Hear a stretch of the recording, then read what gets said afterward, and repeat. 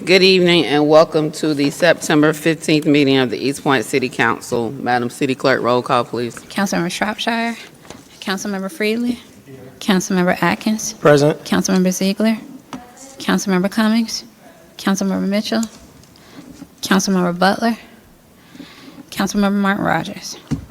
Mayor Holiday Ingram, we have a quorum.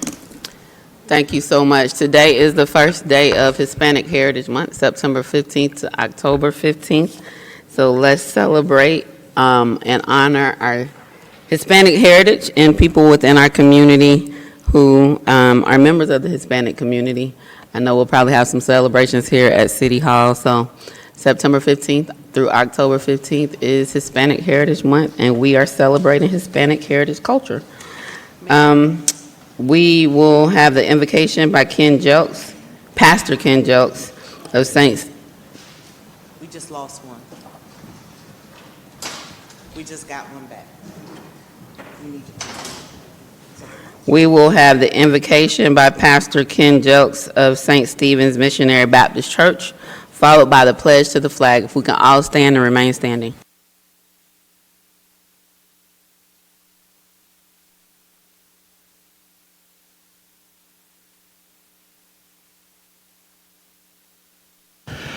Let us look within. Gracious One, how grateful we are for an opportunity to gather. We invoke your presence here upon our paths with reference to our progression. We ask your protection, your guidance. We ask your spirit in the midst of our meeting. Order and keep our minds and our mouths. Govern us accordingly, Lord, with reference to your business for this great city. In your name do we pray. Amen.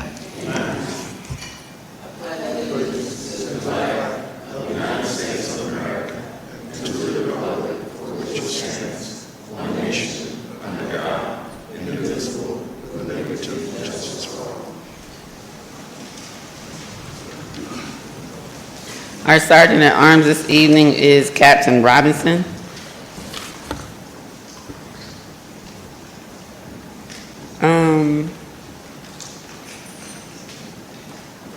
Need a motion to adopt the council agenda? It's been moved and properly seconded. Any discussion? All those in favor? Aye. All those opposed?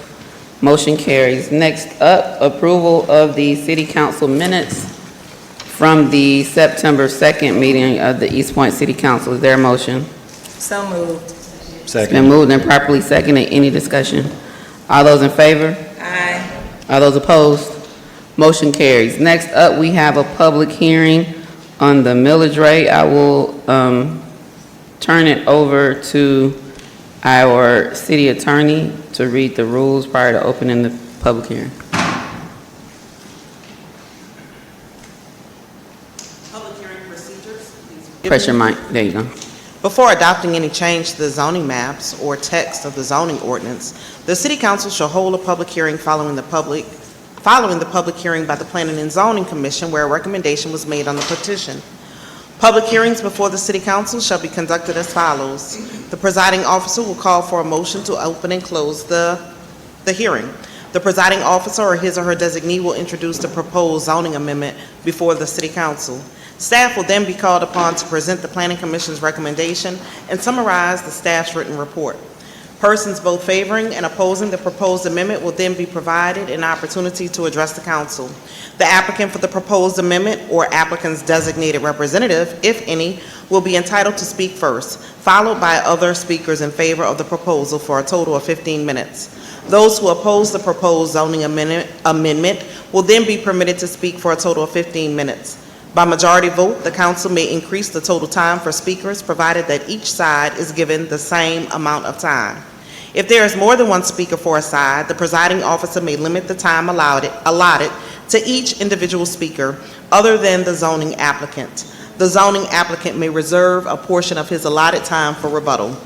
Speakers must adhere to the rules of decorum. Prior to speaking, each speaker shall identify himself or herself and state his or her current address. Each speaker shall speak only to the merits of the proposed zoning decision under consideration.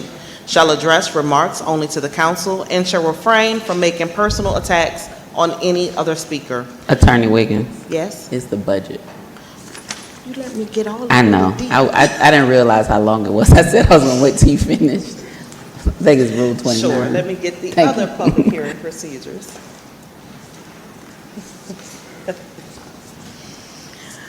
So Rule 29, public hearings shall be advertised as per ordinance. The presiding officer will call for a motion to open and close the hearing. Those in favor of the subject will speak first for a total of 15 minutes. Each speaker will be limited to no more than 3 minutes. Those who oppose the subject will then speak for a total of 15 minutes. Each speaker will be limited to not more than 3 minutes.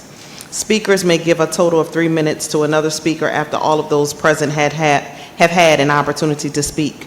Residents will be given first priority to speak. After all residents have been given an opportunity to speak, non-residents may speak. By a majority vote, the council may increase the total time for each side of the subject to a total of 30 minutes per side. Each side will be given the same amount of time. Speakers must adhere to the rules of decorum. Thank you. Can I get a motion to open the public hearing on the 2025 fiscal year 2026 millage rate ordinance? That's confusing. So moved. Is there a second? It's been moved and properly seconded. Any discussion? All those in favor? Aye. All those opposed? Motion carries. The floor is now open. Mr. Jones. Thank you, Mayor and Council. I have our Finance Department come up and walk us through this item.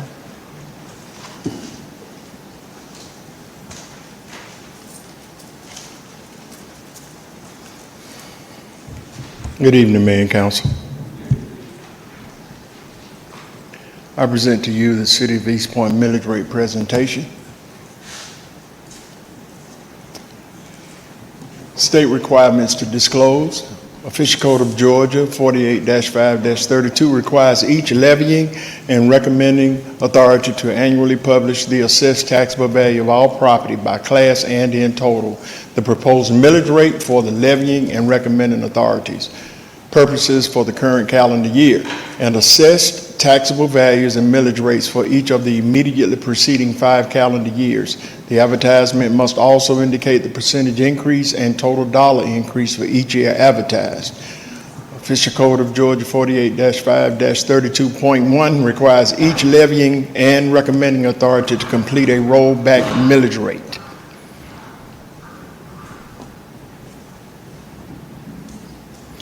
Requirements for tax increase and no tax increase. Where there is a tax increase, the millage rate exceeds the rollback rate, you must advertise the intent to increase taxes using a mandated format, which says notice of property of tax increase. You must hold at least 3 public hearings, one between 6 and 7 on a weekday. You must publish in the notice in newspaper and on website at least 1 week before each hearing. You must issue a press release to local media. You cannot exceed the millage rate without restarting the process. And you must comply with Official Code of Georgia 48-5-32 general procedures.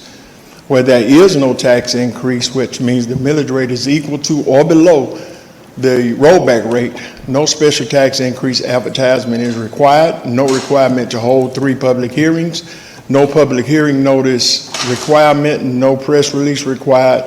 You may adopt a proposed rate without further action if it's at or below the rollback rate. You must still hold a single advertised public meeting per Official Code of Georgia 48-5-32. Now we're showing the current 25 tax digest and 5-year history. This year, 25-26, we have real and personal totaling $2,308,436,305. In motor vehicle, we have $3,372,200. Mobile homes, we have 76,119. That gives us a gross M&O total of $2,311,884,624. We have a total of 355,445,676 exemptions, which brings our net to a total of $1,956,438,948. We are proposing to keep the millage rate at 13.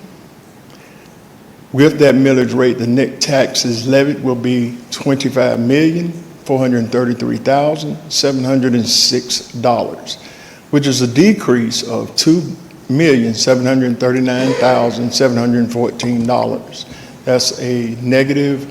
That's a decrease of 9.72. The rollback millage rate this year is 13.34. The millage rate that we're proposing is 13, which is below the millage rate of a negative 2.53. This graph shows that in the years 16 and 17, we had a 15 millage rate. In the year 18, 13.89. In 19 and 20 was 13.45. We reduced to 13.25 in 21. 22, 23, 24, and this year, 25, we are proposing to keep it at 13 mills. This shows the property tax revenues from the past 10 years. In 16, it was $12,148,556. 17, $12,199,220. And as you can see, we increased each year up until 2024. And in 2025, we decreased to $25,433,706. This is showing what the proposed home would be with the negative 2.53 decrease in value. So what we're looking at is a $500,000 home. A $500,000 home in 2024 this year is showing a $487,350 price on the fair market value. The assessed value minus the $2,000 would be $192,940. At 13 mills, that would give your taxes at $2,508.22. As opposed to last year, your taxes would be $2,574, which is a decrease of $65.78 for the year, $5.48 per month, 18 cents per day. We used the same calculation on the $400,000 home, which would be the value of $389,880. That would make the assessed value minus the $2,000 exemption $153,952. At 13 mills, your taxes would be $2,001, which is a decrease from the previous year of $52.62. And the same value with the $300,000 home is now fair market value of $292,410. Your taxes decreased by $39.47. That is our presentation for tonight. Thank you so much. We are in a public hearing on the fiscal year 2026, 25-26 millage rate ordinance. At this time, anyone who would like to speak in favor of the proposed 13 millage rate, or 13 mills millage rate, please come forward at this time. Anyone who would like to speak in favor, please come forward at this time. Anyone who would like to speak in favor of the proposed 13 mills for the 25 millage rate, please come forward at this time. Anyone who would like to speak in opposition to the proposed 13 mills millage rate, please come forward at this time. Anyone who would like to speak in opposition? Anyone who would like to speak in opposition to the 13 mills millage rate for 2025 millage rate for fiscal year 2026, please come forward at this time. Can I get a motion to close the public hearing? Motion to close the public hearing. There's- Second. Been moved and properly seconded. Any discussion? All those in favor? All those opposed? Motion carries. Is there any further action on this item? Can we get a motion to open the floor for discussion and possible action? Second. It's been moved and properly seconded. Any discussion? All those in favor? All those opposed? Motion carries. I know with House Bill 581, we've had like a lot of different presentations, a lot of things. Is this the second public hearing? This is This is the first? This is the first public hearing. The first was a presentation. Raise your mic up a little bit for me.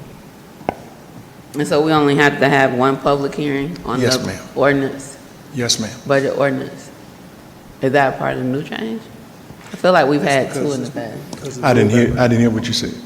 Oh, that's not the millage rate, that's the budget. I'm sorry, I'm getting myself confused. Okay. I got it. I'm tracking now. Any further discussion? There's no discussion, staff. Yes, thank you. So I would appreciate if this presentation would go into the agenda packet, because I don't think it's been in the agenda packet either for tonight or when you guys presented it the first time. I think that would be helpful for people to see that as well. And it looks like that there's going to be a short of $2.7-ish million of what we didn't collect from last year. So is that already allocated in the budget? How we're not collecting as much taxes this year as we did last year? In the budget, we had $26,230,000 as the forecast, what we would bring in at 100%. We don't collect 100%, we usually collect between 92%. So that brings it around 24 million. In this presentation, 25 million was stated as the amount of tax revenue that we're going to receive. At 92%, that is 23 million. So yes, there's a small difference of about 732,000. So what we're planning to do is that with the delinquent taxes that we have, collecting those will bring about 500,000 worth of tax revenue. The difference could be made with interest income. Okay. Can you bring up the presentation?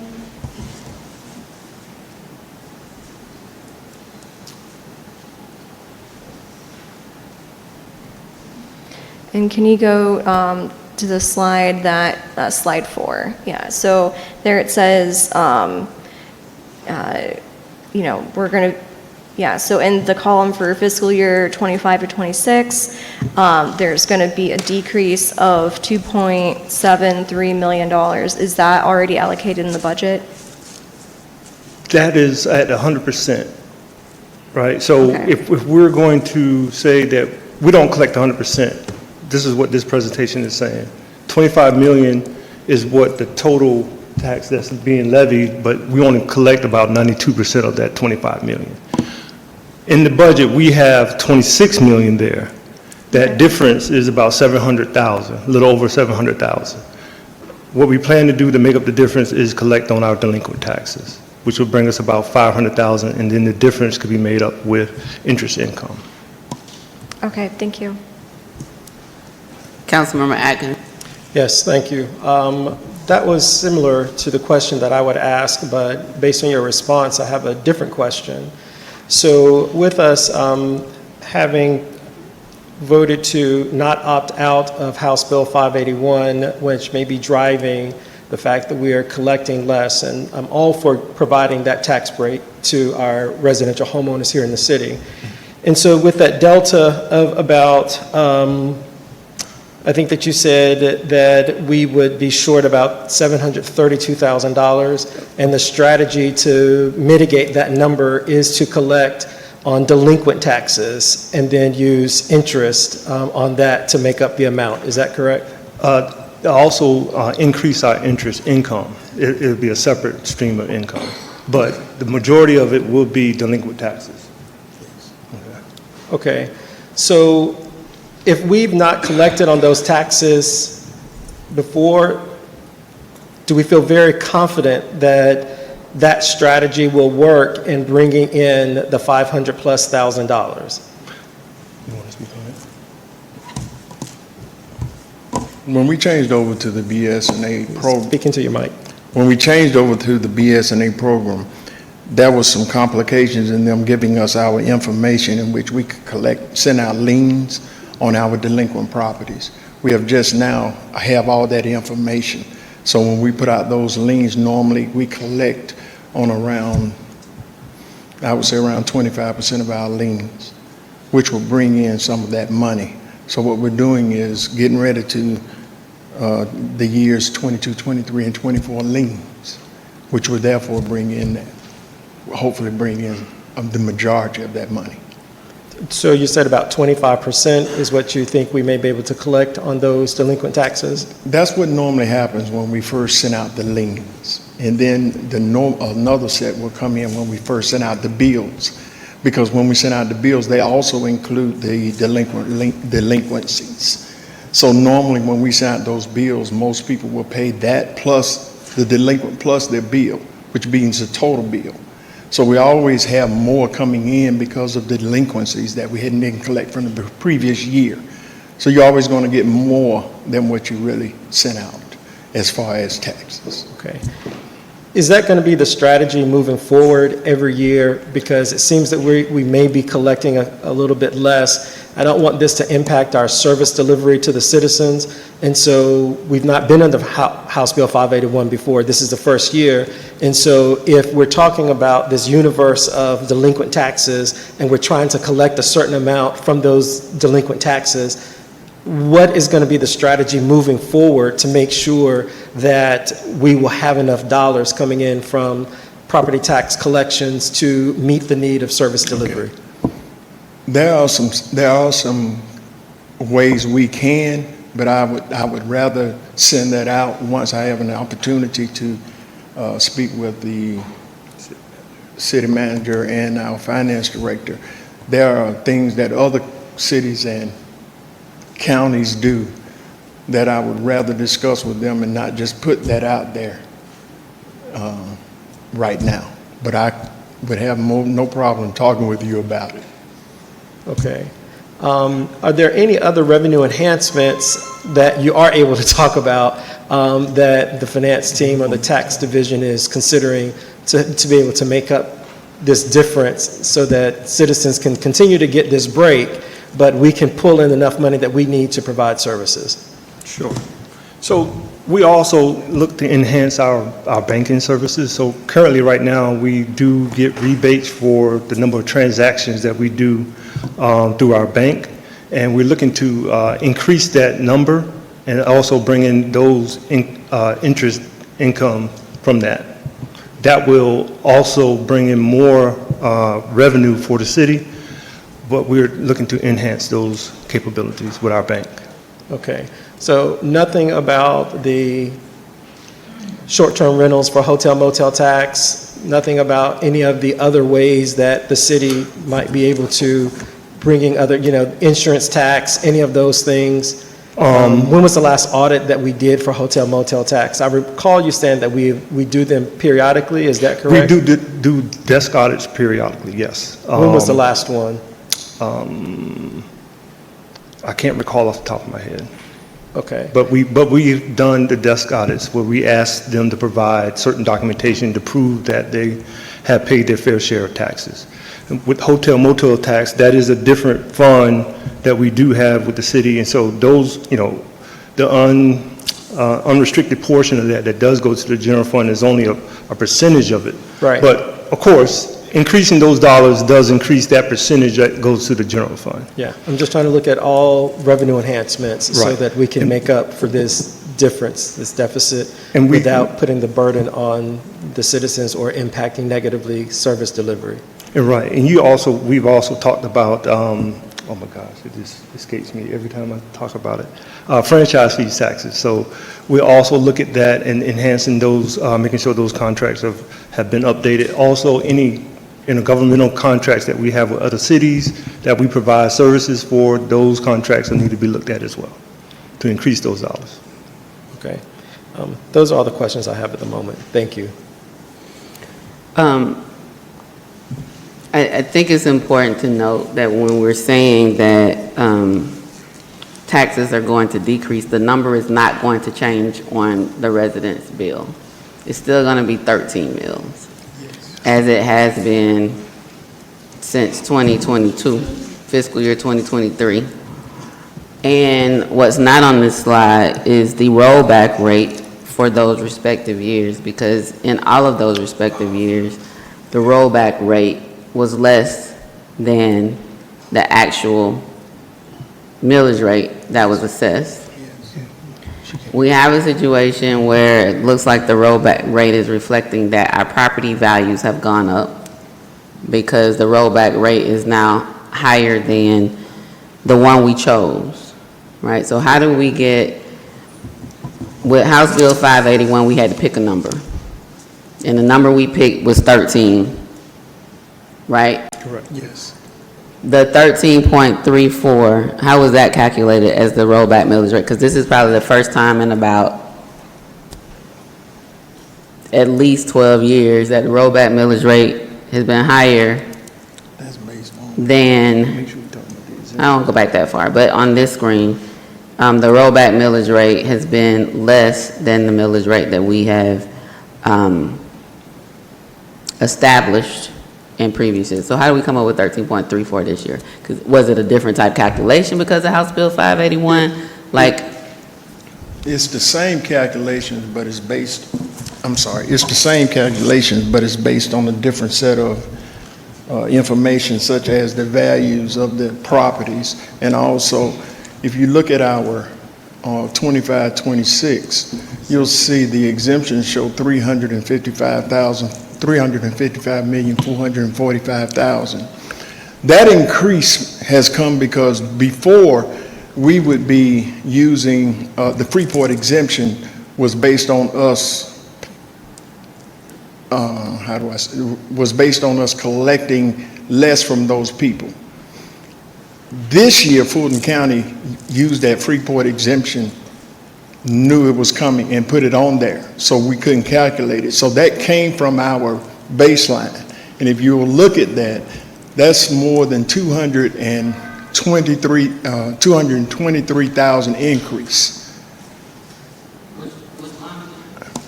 If you, the exemption line. exemptions? Yes. So that amount grew because they used that Freeport exemption before we were able to remove it from ours. Normally, when we sent out our tax bill, that 223,000 was a part of it. And then once they sent us the exemptions, we removed it. But this year, they used those exemptions before they sent it to us. So we got a true collection as opposed to something minus what we think it's going to be. So they took it out before they sent it, as opposed to us using it in 132, like the 132 the previous year. If you notice, it went up, it should have went up around 16,000. This year it went up 223 because they used the Freeport exemption in advance, as opposed to us removing it after the tax bill is received, the digest is received. As Right. far as the rollback millage rate, I would have to get back with you on that, because we use it's a form that we use that the state sends, that we have to calculate it by that. Last fiscal year, I think the rollback millage rate was 12.75, I believe it was. and we still kept the millage rate at 13. So there was an opportunity to go back to the rollback millage rate and decrease then, but that hasn't been done. I think, again, the number on the tax bill will be the same. When we say we're decreasing taxes, I think people will look to see a difference, right, in maybe the millage rate number. It's now that the millage rate is not as valuable as it was previously, right? Because now 13 mil isn't yielding us the same thing that 13 mils yielded us last year. Yes. I understand And what you're saying. if we have a millage rate below the millage rate that's, what, 1.09 higher than last year at 12.75, now it's 13.34. I haven't seen the rollback millage rate this high, I don't think, since I've been here. But as long as the millage rate is below that number, it's legally termed a decrease, but the number doesn't change on the bill.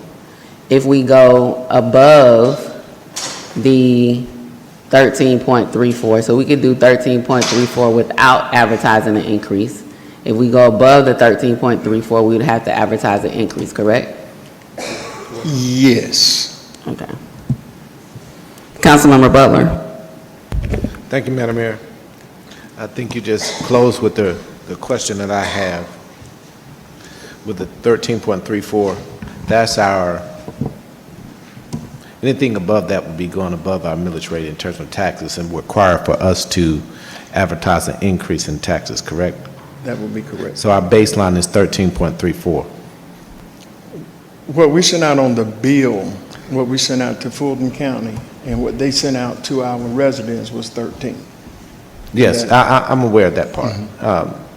So the reduction in the taxes, though, is as a result of a decrease in assessed property values. That is correct. So when we agreed to the House bill, when does that take in effect? When does our collection, so let me say it this way. From now on, there will not be a dramatic increase in appreciated value unless you sell your property. That's correct. Right. So when does that take an effect? That the only increase or decrease will be based upon the percentage of the growth? In the year 26, I think it's 26, 27, what you're going to see is that the taxes can go up, but no more than by the CPI. CBI? Yes. So- So this year, it remained the same. Okay. So it will be frozen at that assessed value next year? No, it will be able, it will go up this year, next year. But it would only go up with the CPI. CBI, but not where we had these dramatic increases of $100,000 and things like that. No. It's only based on the cost of living. Yes, sir. So for the next tax cycle? Yes, sir. Okay. And then in each tax cycle afterwards. Okay, that's my question. Thank you. Attorney Wick. I chimed in because I thought I heard something incorrect, and maybe I didn't, but I'll just say that your property values, because you opted or you stayed in 581, is based on 2024 values. So this millage is based on your 2024 values. It froze it for 2024. So that's why he's saying next year, right, you'll get the CPI, maybe 3% increase. But the real assessed value, right, may go up way more than that. But you won't get the way more than that. Okay. You said the millage rate has already been sent out by the county, but we're approving it tonight. No, what I was saying was when we came. You guys talking to the mic. What I was saying was when we came before council, we asked for what millage rate, and council, that's when we did the, Yeah, you had The to do an certification. estimate. Right, that's connected to House Bill 581, right? Well, you didn't have to do it, but we elected to do it. If you didn't do it, then your tax bill would have gone out with different information that would have looked like pre-House Bill 581 tax bills. The estimate that goes out well before this happens, right? Right. People get it around April. And so because we did an estimation of what our rollback rate would be, since we sent in 13 to the county, we can't go above 13. If you wanted to go above 13, we should have sent in a fictitious number well above that, right? So that if we would have come down, it would have been okay, but we could never go back, we could never go above the estimation. that we sent in. So although our charter has a cap of 15, we've locked ourselves at 13. Well, your charter has a cap of your Millage millage rate rate. being 15. Right. But your estimated rollback millage rate could have been more, and you could have rolled it back to 15. Correct. But now our rollback is, what's the lock at 13? What's locked in at 13? Your millage rate for 2025 collection is going to be 13, unless you go lower than 13. Right, because that's what we sent in through the certification. Correct. So we can't go higher right now. Cannot. Because of House Bill 581. Correct. And now moving forward, the increase, we are capped at increasing the millage rate based upon the CPI. Like, we can't go above the No, CPI. your CPI is based on how much properties will be, the valuation of No, properties. I'm saying like, if the CPI is 3%, right, if there's an increase in 3%. So a house that's valued at $100,000, when the CPI kicks in for next year's, right? It's Yes. now worth $103,000, and you can only assess your millage rate, 13, whatever it's gonna be, against $103,000. When the real property value really could have been $150,000, you don't get to assess the $47,000. You lost that by opting in. Got it. Councilmember, Thank you. There's one thing I would like to get cleared up. It is my understanding that our baseline is 13.34, and that, so if we want to increase our millage rate above the 13.34, then we would have to advertise because we're going above what we've said our baseline would be. If we went above the 13, if we go above the 13.34, but we can't, we put it at 13. In the future? In the future, it might not, we can make it, if they ask us what our estimate is going to be, we can go higher. So that's what I think we need to pin down. Because I believe I read when House Bill 92 came out to try to clean up 581, is that whatever your estimated rollback was in 2025, your estimated rollback cannot exceed that in future years. So I will pin that down and be able to get that back to you. So if I'm correct, then your estimated rollback in 2026 wouldn't be able to exceed 13.34. Okay, yes, if you can get that clarification, because that's not what I thought, but I look forward to that. And just to clarify what I thought would be happening is, before anything above a certain threshold, I think it was, we would have to advertise that we're doing a tax increase. However, we were reducing the millage rate because we still were above that threshold point. If we above the rollback millage rate, we would have to advertise 3 times. Exactly. And so while we were reducing the millage rate, we still had to advertise 3 times because it was above what our rollback rate would be. That would be right. Exactly. Yes. Okay. Thank you. but our last year's millage rate was 13, so we would, 13.34 is above that, right? We were above, but last year the rollback millage rate was less. 12.75. Right, so we had to advertise three times. Right, last year, but not this year with the new legislation. Exactly, yes. Councilmember Shropshire. Thank you. So here's my question. With this new House bill that we voted for, Yes, ma'am. and I think there was a lot of confusion around it because it was new and everybody was trying to opt in. So nobody really fully understood the process. So if, let's say, we're at, what, 13 Yes, ma'am. mills now, Yes. and we can't go beyond that because we set it, when we opted in, we put it at a rate that said we were gonna be right here. Right. So next year, let's say, could you increase it or? That's what I think we were going to look into to see what it would be and what the reading said. Would we increase it each year? When Fulton County asked us what our rollback, what ours was going to be, that's what we're trying to read into to see. Because I think that question came up before, and I think, and I might be wrong, but I don't believe we can. That's what Attorney Wiggins was saying, Yeah, but she wanted to read because more that- into it because they have a House Bill 92 that also came. Yeah, because that question came up when we were voting for it. Yes. So that would be a good question, because we either have to keep it at 13 mills, or we have to, what happens if you lower it beyond the 13 mills?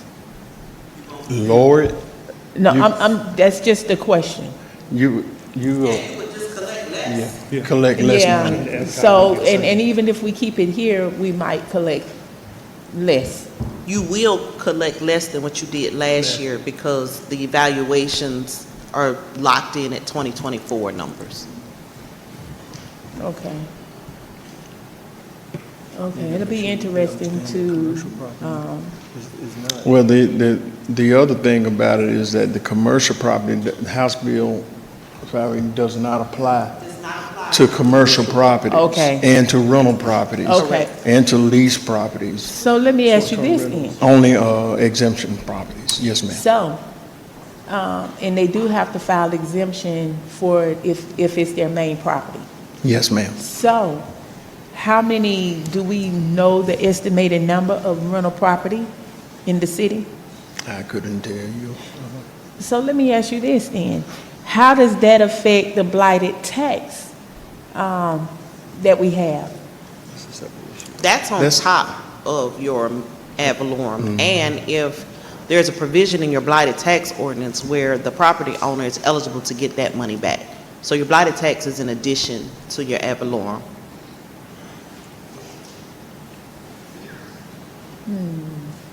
After the tax bill comes out, that time you calculate the blight Because that tax is higher. is higher than the average millage rate, yes. Average mill, Exactly. yes, ma'am. Okay. But they can get it back once they bring the property back into compliance, is what I'm hearing. That's what we read into it, yes, ma'am.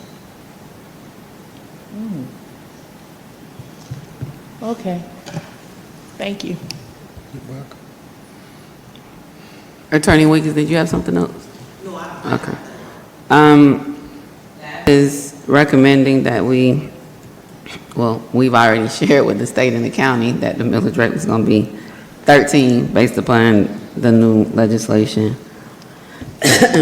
So council's desire is to approve the request. We need a waiver of the first reading, followed by a motion to adopt the ordinance. Madam Mayor, Councilmember Shropshire. I make a motion that we waive the first reading. So moved. Is there a second?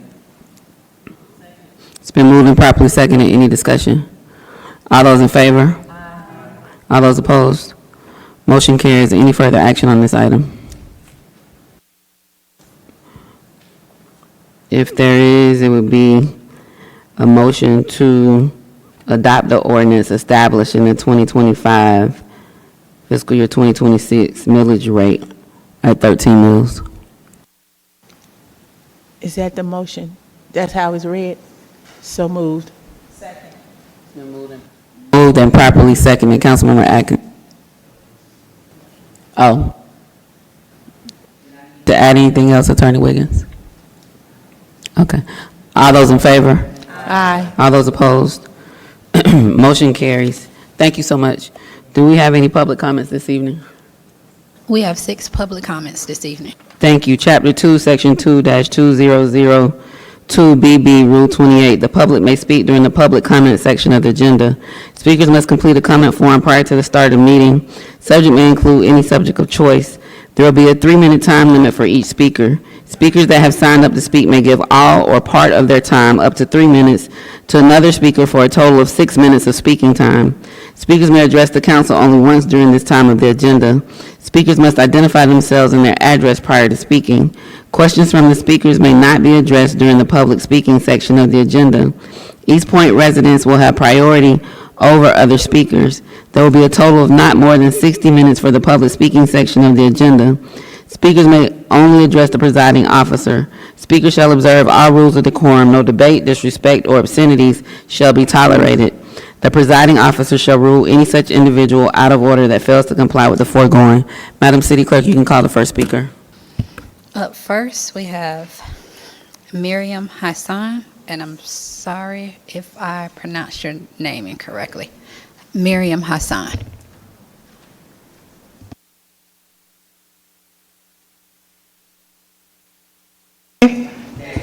Oh, hello, everyone. My name is Miriam Hassan, and my address is 4247 Savannah Trace, East Point, Georgia, 30344. And I'm here concerning with the area of Camp Creek, Washington Road, and Desert Drive, in the area of keeping the area clean. It's a budget for that area, and from what I have heard, the budget is going to possibility be cut off. And I want to say, please do not cut that budget out. We need that funding to keep that area clean. When I drive in my car and I see trash all over the road, all over the ground, I get really depressed. And I know other people are feeling the same way. It's a stress to see filthiness in our area. I don't want to move up north. I want to stay in the south.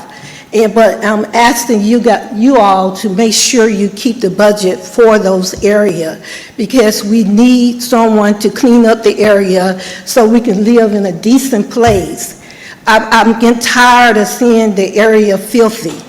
I want to let you all guys know people do care. People do want somewhere to stay where it's clean and neat and nice. I don't want to have to move way to north side to have a clean area. So please hear me, and please grant this wish that keep our area clean. I get stressed out. I know other people feel the same way. It's chaos when you see filthiness. When you come out your door and you see trash everywhere, beer bottles everywhere, please help us to keep these areas clean. And this is all I wanted to say, because I'm stressed out now, because when I go out there and see the trash, I really get upset. Like, why can't we keep the area clean? Why do it has to be filthy like this? So please hear me, and please keep the area, help us keep the area clean. And this is all I wanted to say. Continue to help us keep the area clean for my stress level to go down. And I know other people are feeling the same way. The stress, the chaos is when you see something dirty like that in the streets, going up to the marketplace and seeing dirtiness and filthiness is a shame. And we all should be ashamed that our areas is like that. We should all want to have a cleaner area that we live in. Please hear my words, and please help us keep it clean. Thank you. Up next, we have Kamali Adams.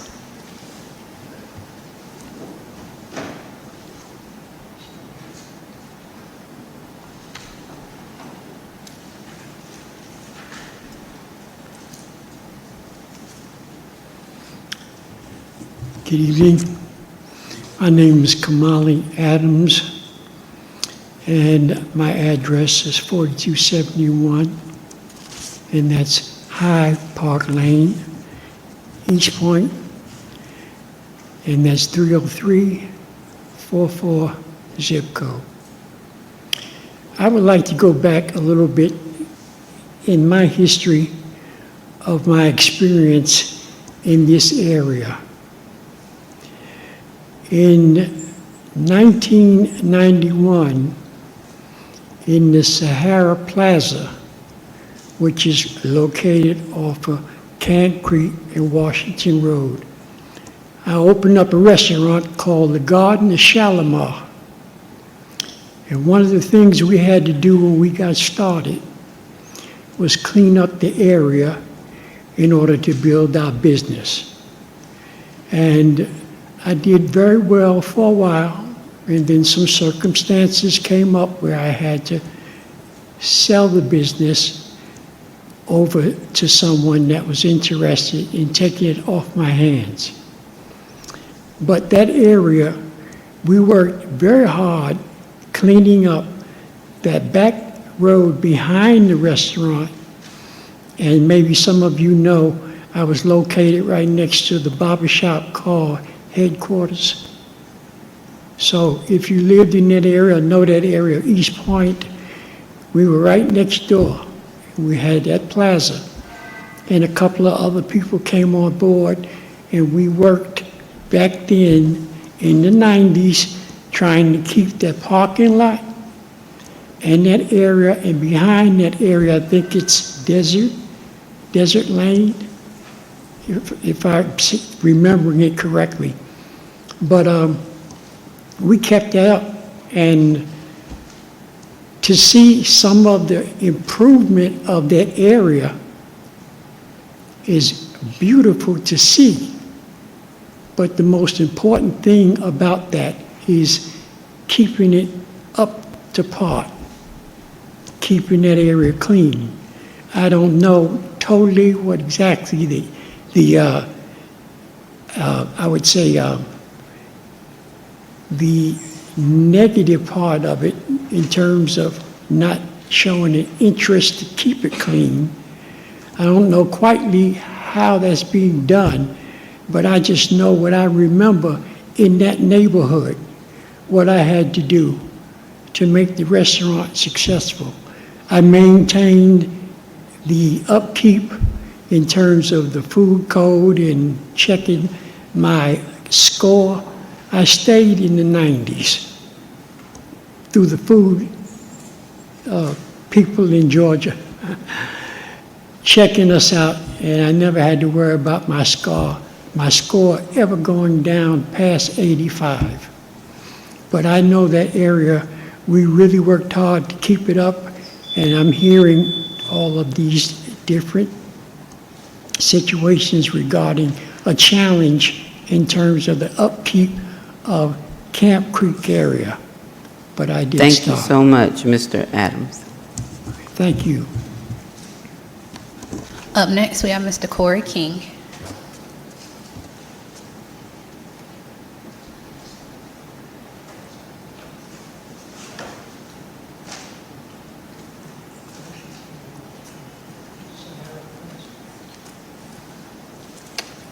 Evening, Mayor and Council. I'm here tonight to why can I get a meeting with the attorney about a settlement? What she saying, sending out an email saying denied. So, as I read in the public comment rules, we don't respond to comments at this time, and we definitely wouldn't respond to anything legal in a public meeting. Legal matters are handled in what we call executive session. So by state law, real estate, legal, and personnel matters are discussed in executive session. So you mentioned the settlement and the attorney. That's not something we would discuss in this meeting. And also during public comments, the public has an opportunity to speak with us or speak to us and share their concerns. And then comments from council is next, but there wouldn't be any discussion on the legal matter. All right, because I've been trying to send you an email for a year and can't get through to you. I'm not the lawyer, so whenever I get anything that says legal, I send it to legal. I don't comment on any legal matters. I understand that, but she got me on block.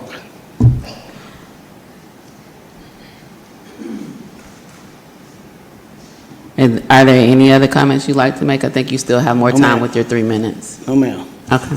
Thank you for coming this evening. All right, up next, we have Ms. Dina Lawson.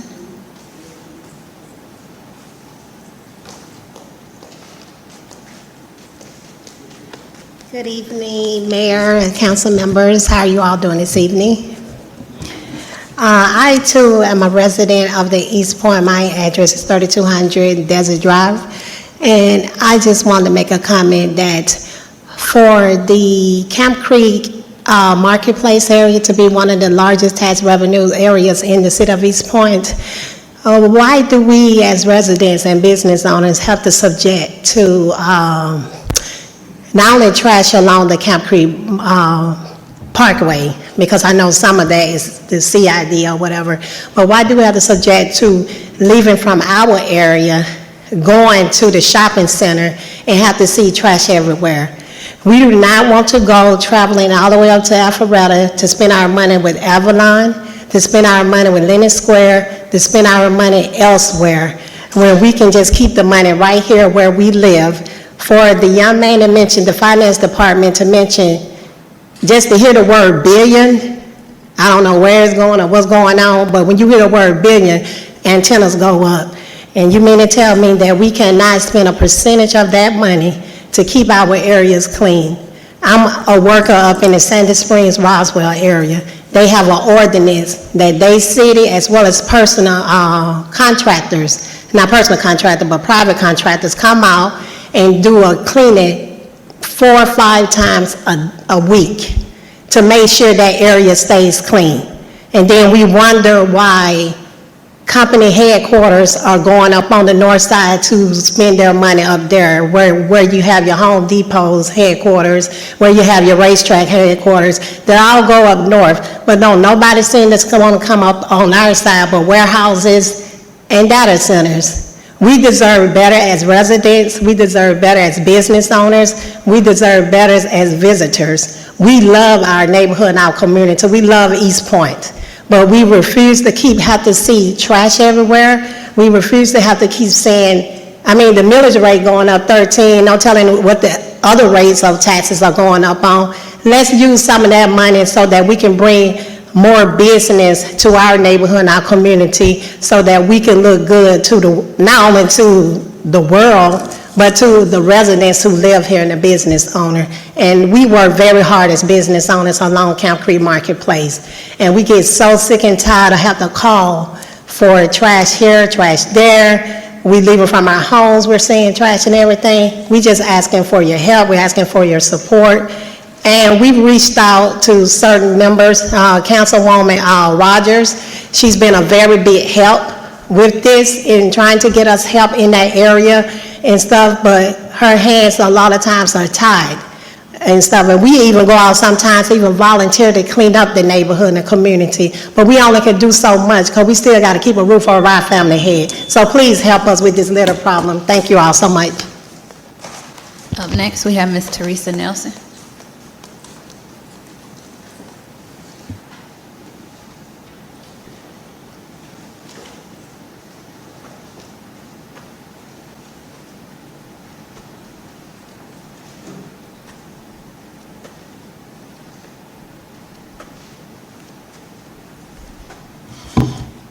Good evening, Madam Mayor and members of council. Teresa Nelson, 1732 Neely Avenue, here in East Point.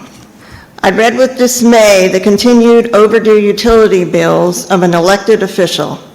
This unpaid amount is not a recent problem. The account has been delinquent for years. The excuse of the bill being in another's name does not wash. To live with an elderly, disabled parent and not pay the utility bill shows a callous disregard for the parent. As a neighbor stated, she threw her mother under the bus. In addition, the property is probably in the parent's name, who likely receives the senior property tax exemption. Thus, the council member contributes nothing to paying taxes. Yet, the council member votes on all members affecting city utilities and property taxes, which fund the city. This council voted to continue to fund the Wednesday wind-down concerts. No compromise or neighborhood protections were addressed. I have no problem with city concerts. However, the issues must be addressed about the events.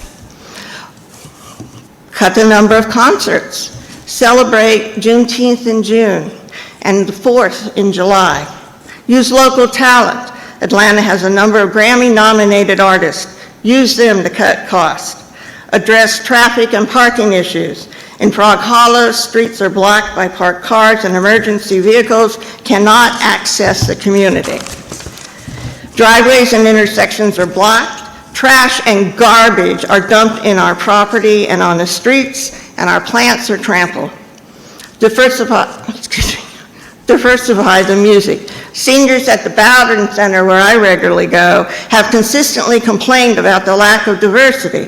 Why not jazz, blues, salsa, and other music types? Last, council must eliminate credit card access and use and Amazon access by elected officials. Require receipts for all expenses. It's time for council to address these problems within our city. Thank you. Lastly, we have Ms. Vanetta Roy.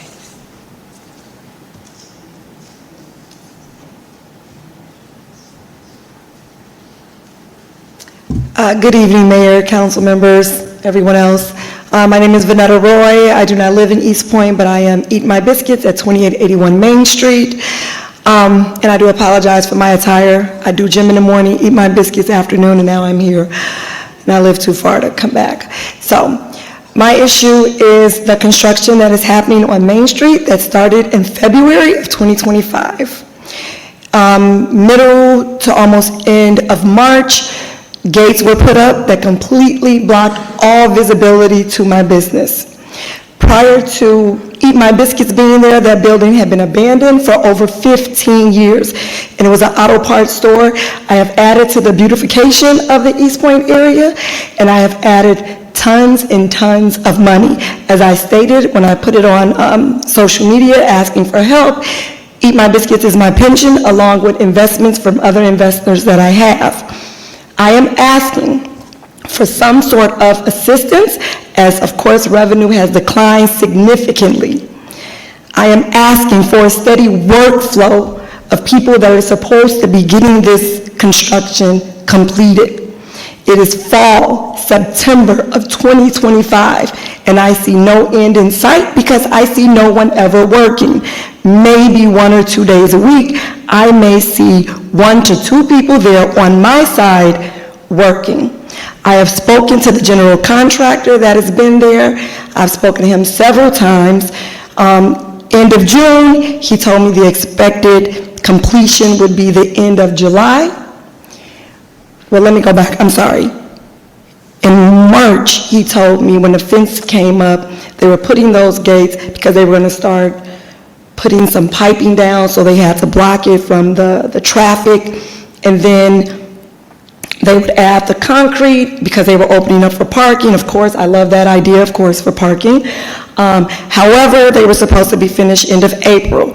When April came, no one worked for months. I was told, I don't know if there's any truth to that, but I was told that the contractors or whoever was supposed to do it had left because of non-payment. No one was there April, May, June, while these gates were up in front of my business. I have not heard from anyone from East Point to say, hey, this is what's going on, this is what we're projecting, and everyone here knows Eat My Biscuits exists and has been in existence almost 2 years. When I spoke with him in the end of June, he told me, okay, we're on top of it, we're back rolling. We're going to get some brick pavement or something, and we're getting this done. We'll be done before the end of July. Here I am, September 15th, nothing. Something has to be done. Thank you. Those are all the public comments we have this evening.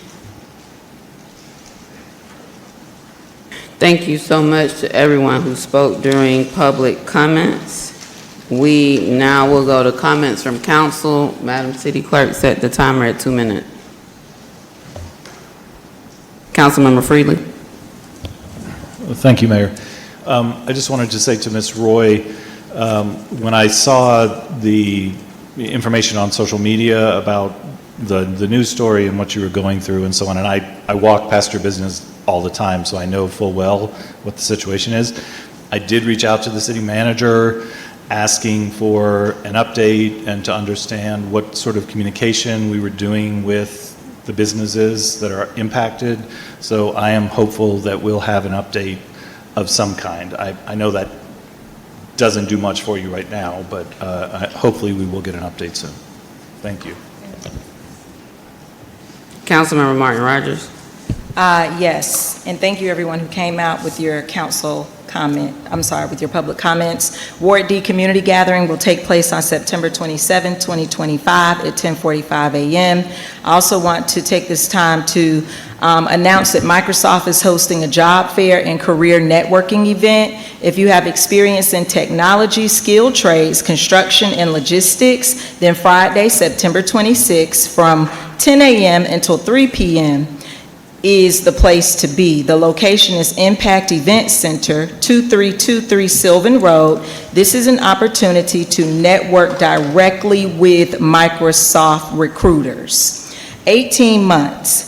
The length of time this council has discussed litter and its impact in our communities. This is no longer a volunteer service issue, but a citywide issue. I'm looking forward to another robust conversation about litter, about going into our schools and educating students, jailers picking up trash, being a part of their community service hours, nailing down an accurate schedule, and so on. We deserve to live in a litter-free community and a litter-free city. Thank you. Councilmember Atkins. Yes, two things, Madam Mayor. One, I'd like to also state I was disappointed to hear Ms. Roy stated that she had not been updated.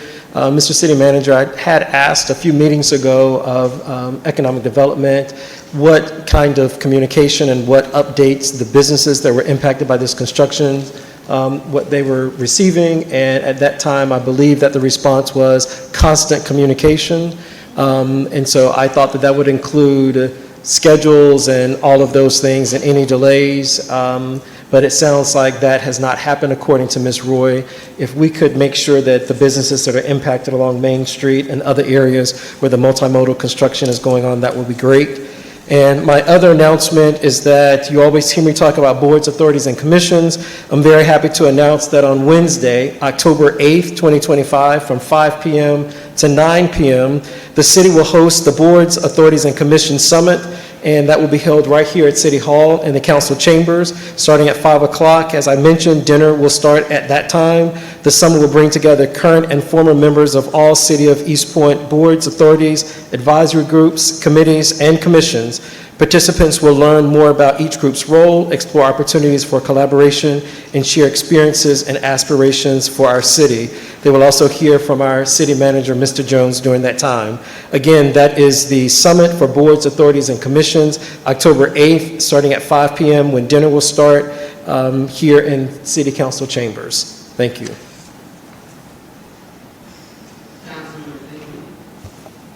Yes, thank you. So I would just like to make an announcement. I'm not advocating either way, but just to let everybody know that the William C. Meredith property, which makes the telephone poles located at 2335 Lawrence Avenue, is seeking to renew their hazardous waste facility permit for post-closure care and corrective action of a closed hazardous waste landfill. The EPD is going to have a public hearing on October 7th, 2025 at the Adams Park Library, located at 2231 Campbellton Road Southwest. There is going to be an informational session starting at 6 p.m. Where they're going to go over everything about what they're seeking to do, and then the public hearing is going to start promptly at 7 p.m.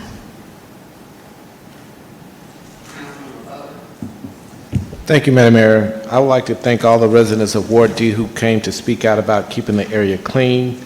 I would also like to thank Ms. Nelson for her comments, but also Ms. Roy. I understand your issues. I feel your pain. In fact, when I went to Economic Development to put the sign out front to let people know that your business was still open, I was shocked by the small size too. I hate to say it this way, but you needed a beach towel, they gave you a washcloth. Not to let people know that you're still open is something that we should do, and we should do that for all the businesses there. So I look forward to a timely solution to that problem, and my council colleagues and I do agree that this is not acceptable. Oh, one other thing too, I'm sorry. I would also like to thank all of those residents who came out to the town hall meeting talking about our frequent power outages. I would like to also thank staff for doing a great job. Mr. Dow and his staff presented along with Georgia Power, because all of us are frustrated. If it rains too hard or if the wind blows too hard, then our power goes out. So they talked about the causes and some solutions. So I would like to thank the staff for their participation, for a job well done. And I look forward to us really continuing to have some robust conversations, and to also let people know we've spent $1 million plus in cutting down trees in order to prevent the power outages. So hopefully we can get more money in the budget to do so, along with the other innovations that Mr. Dow expressed. Thank you very much. Thank you.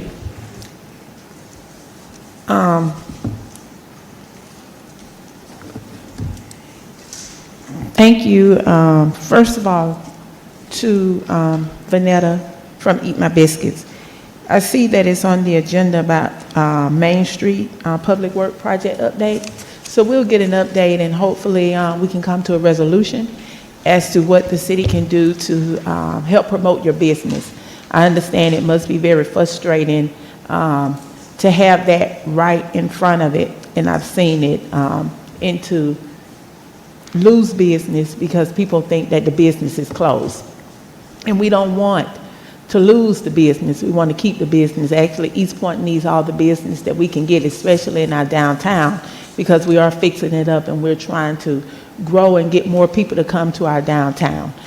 Secondly, I do, sometimes you don't have to address comments, especially when it's, well, let me say this.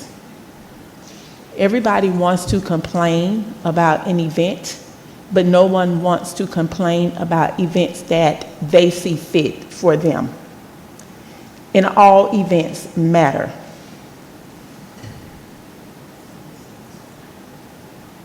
And I can go into more details, but I'm not.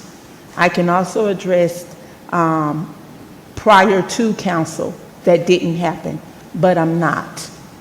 But what I will address is the senior bingo that's coming up on Saturday at the Jefferson Park Recreation Center, starting at 2 o'clock. That was actually voted on July 21st. So I don't know where the notion came from that some council people feel that they can get it canceled. But it was an event that was voted on by this council on July 21st and will take place at the Jefferson Park Recreation Center. And we look forward to seeing each and every person there that wants to attend. Thank you. Thank you to everyone who spoke during public comments this evening. I want to address the comment about $1 billion. So the $1 billion is the value of the property within the city. It is not the property tax amount that we collect. So we don't collect and have a budget of $1 billion, but that is the value of our assessed property values.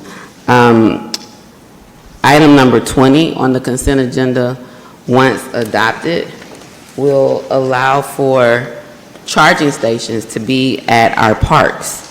And the parks, there'll be two. The proposal is for two at John D. Milner Park, one at Jefferson Recreation Center, one at Sumner Park, one at Brookdale Park, and one at Sykes Park. So we will be incorporating electric vehicle charging stations at our parks upon approval of the consent agenda items by council tonight. Again, that is item, I believe, 20. I will save my comments regarding Ms. Roy and Eat My Biscuits to the beginning of the next item, which I placed on the agenda, to provide information about what has transpired and why it's on the agenda tonight. I don't see any lights, and so we will go to that item. And so on September the 12th, well, I'll start before that. When it came to my attention, the delay or the slow progress on the project, I reached out to Public Works, this was some months ago, to share the concerns and share that, I think at that time there was even a green screen across the fence, which totally obscured the view of the business, as well as people were not able to see coming on, what is that, Dorsey and Main Street, and was causing traffic concerns. I was told at that time that Public Works staff would go speak with the business owner, talk about the project and give a status and update, and also address that green screen and signage. I didn't receive a timeline at that time, and we were going to be provided with that. I received a request from the media on Friday, September the 12th, and the request was for an interview, and also said, what are you as the mayor gonna do about this issue, and are you gonna do what is done in Atlanta? And so clearly the report is not aware of our form of government. The mayor in the city of East Point is not over operations. And so the response to that reporter, which unfortunately did not get fully reported in the written article or the live, was, thank you for reaching out regarding the ongoing construction on Main Street near Dorsey Avenue. The mayor is currently out of town for training. This matter will be addressed at the upcoming city council meeting on Monday, September the 15th at 6:30 p.m. at City Hall, 2757 East Point Street, East Point, Georgia, 30344. The meeting can also be viewed live on our website at eastpointcity.gov by clicking on the White City Council Meetings Live tab. At that time, updates will be provided on the project's timeline, current status, impacts, and next steps. This statement was also shared with the city manager. I had a conversation with him so that he would be aware that this would be on the agenda as well. I do want to note that in Atlanta, the funds that are going to business is not coming from the general fund. It's coming from a tax allocation district. And so I believe Eat My Biscuits may be in the corridors tax allocation district, I'm not sure. But the misnomer is that the city of Atlanta proper is giving funding to residents as if it's coming from the general fund. That's a question from legal. I don't know that we can technically do that, or not technically, legally do that from the general fund. But Atlanta is providing funds to 5 different businesses, about up to 50,000, oh, I'm sorry, I keep saying Atlanta. Invest Atlanta is providing up to $50,000 to 5 different businesses from their small business improvement grants through tax allocation district funding to help 5 local legacy businesses fund interior and exterior improvements to their commercial property. With each grant valued at $50,000, these approvals are part of an ongoing initiative to preserve and strengthen longstanding small businesses that are vital to the cultural and economic landscape of the city. So the press release that came out about it does not indicate that the money is going to replace lost revenue. It indicates that the money is being provided to those businesses to fund interior and exterior improvements to their commercial property. The businesses that will be financed by Invest Atlanta through the tax allocation district funding are Atlanta Human Performance Center, Inc., the Atlanta Voice, Fred Martin Welding Company, Inc., Henry's Bakery, RWL German Imports.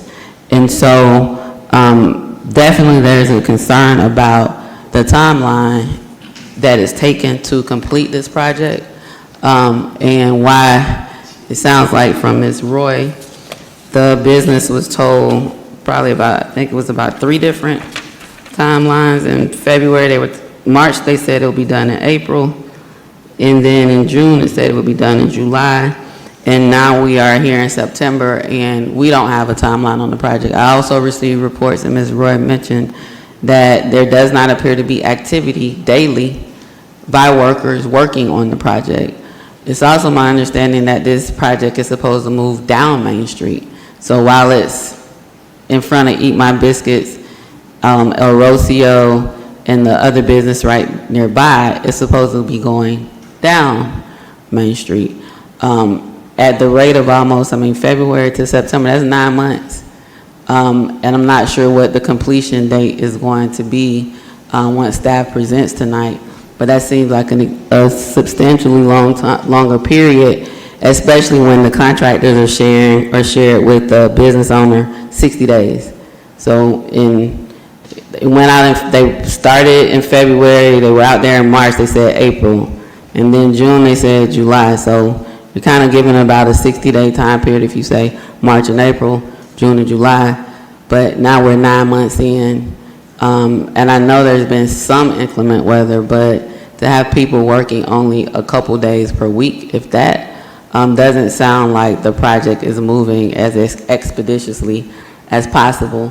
And so I don't know if that reporter is here tonight, but hopefully he's watching, because the request was for an interview, which I was not available because I was out of town, but a statement was provided, and we're here for the update, and we were hoping that maybe they're watching, because we did also say that it's online. Mr. Jones? Yes, Mayor. Our Public Works Director, Mr. Reeves, is here to prepare to talk through the scheduling and some of the other surrounding issues. Good evening, Mayor and Council. Jeffrey Reeves, Public Works Director, and Cadell Hall, Assistant Public Works Director. We're here this evening to give you a presentation, or an update on the status and kind of where we are with this project on Main Street.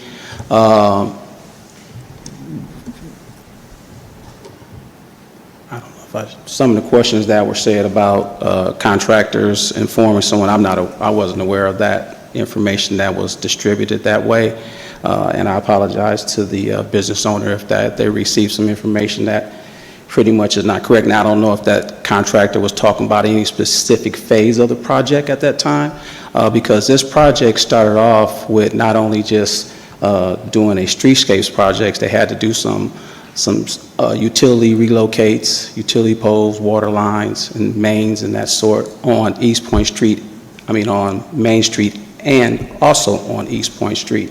So again, no excuses given on that, but that's some of the things that have been going on, so I don't know what that contractor has said directly. What we have up here on the marquee right now, Cadell, you can probably start down where the area is, where Eat My Biscuits is the project, and say, well, you can widen the screen again so I can answer the mayor's question about, or her statement about the extension of the project going from Washington Road down Main Street to West Cleveland.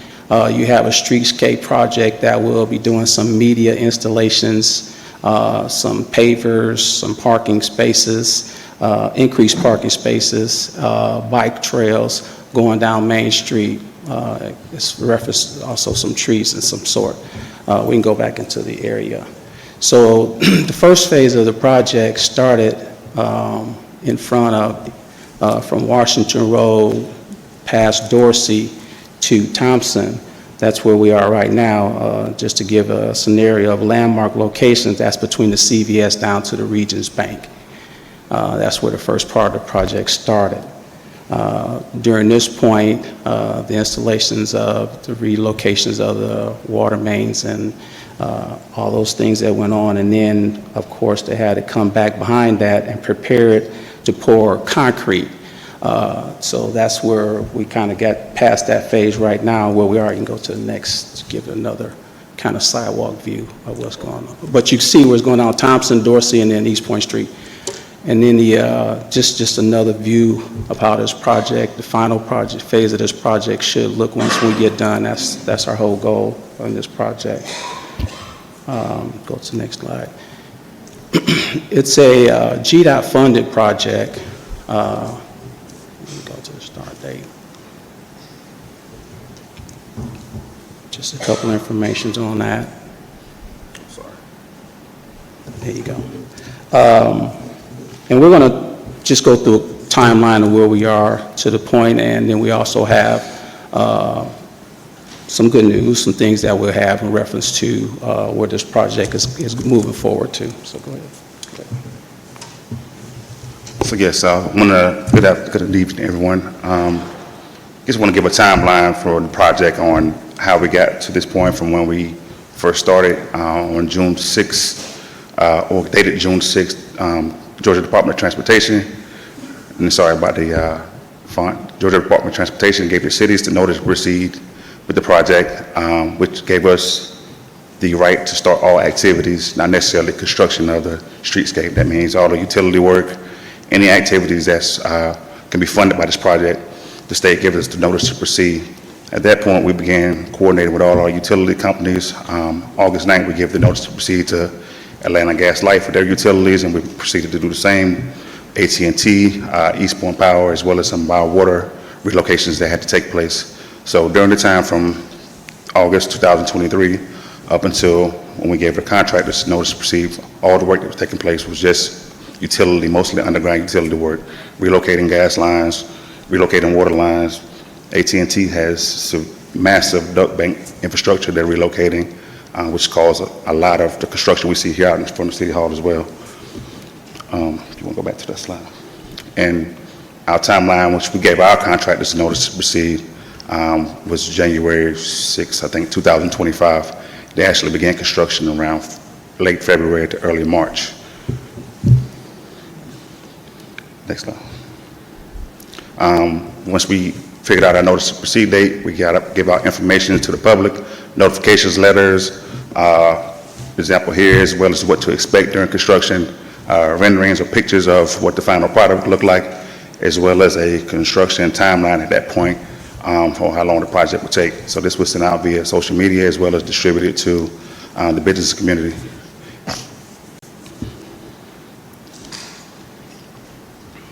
Go to the next slide. So yeah, this is also included on the notice, just kind of a process of what was going to be taking place, erosion control and utility markings, underground utility work, construction of the streetscape as well, and final will be all the paving and striping of the project. So this was all information that was distributed. Zoom out. Okay, so we'll talk about some of the challenges that we faced during the project. Just one, above average rainfall this year. Just June alone had 21 out of 30 days in the metro area reported rain. We have old infrastructure and utility conflicts. The city's approximately 150 years old, so underneath in Main Street is one of our oldest parts of the city. So even with all the surveying and the utility design that went through in the early stages, there's still unforeseen things underground. For instance, there's streetcar tracks that are on the Main Street that had to be, we had to work around this old gas lines that even the gas company didn't even know underground. Same for water, sewer. So there's tons of utility that, as we continue on the project, cause delays that we have to make sure and test all of them to make sure they're abandoned and remove those utilities. Also, with the construction, there's vibration. So that causes our water lines to leak as we're doing construction. So we had numerous service lines, main leaks, which every time that happens, we're down. We had to get them replaced. We had to get it fixed. So that causes our water department to come out and have to deal with those issues. Lastly, we had pedestrian safety. This is a high volume area. So as mentioned, on April 9th, we put up the fencing in place. We put up the screening as a protection for some of the debris and dust will be found. Shortly after that, it was a visual impairment. So we removed the screen approximately 2 days later. This was just put in place to not only separate the traffic from the cars, but also people walking through the sites. There's a lot of people crossing Main Street. So we just kind of put up a barrier to give them safe places to pass, not through the construction site.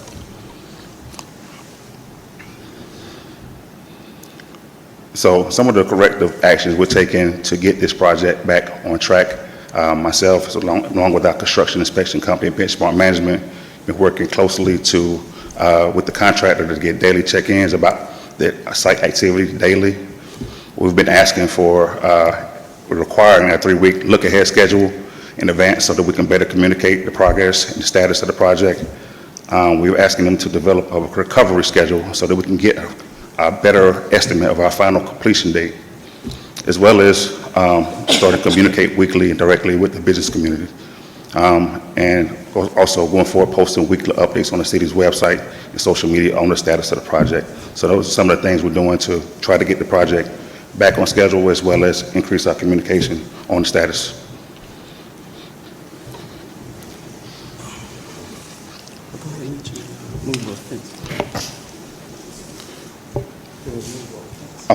Oh, yes, and we have an update on which kind of good timing in front of the Eat My Biscuits on the corner of Dorsey.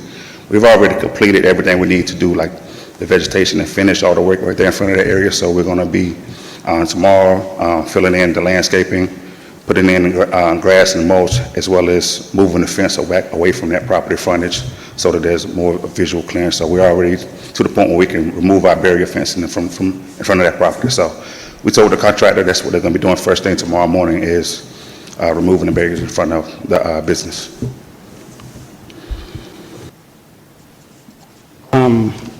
Also, what Cadell didn't mention is that I don't know if this was a conversation that someone had in reference to not getting paid, but all our bills have always been paid. We don't have a problem with paying the contractor once he submits his invoices. But what he did with the contract is, being that this was a GDOT funded and let project, they oversee everything that goes along with that. There was a dispute that the contractor had with GDOT in reference to some numbers that they put together when they did their bidding process, which kind of held up for about a week or so.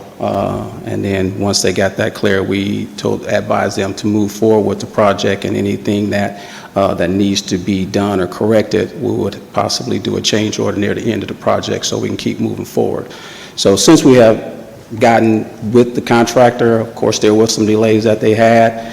It seemed like to us they kind of lost some staff at some point or another. I don't know what the reasons were, but it looked like they did lose some staffing that they had out there. I don't know if it's due to reasons of who was working for them, not to get too deep into that, but we have been moving forward with them, and we pretty much catching up and getting on track in reference to the project. You didn't have the schedule on there.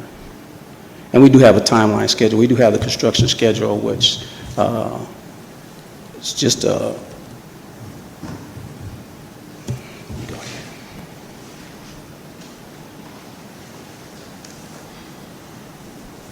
So this is small, but this is the schedule that was also included with the communication that we provided to the public and the business community. Scroll down, at that point, this was in January 2025, the completion was scheduled for, I think, February of 2026, so that was set up as the final completion date for the project at that time. The substantial completion is 365 days for this project, what it was set, so it was scheduled to be a year-long project.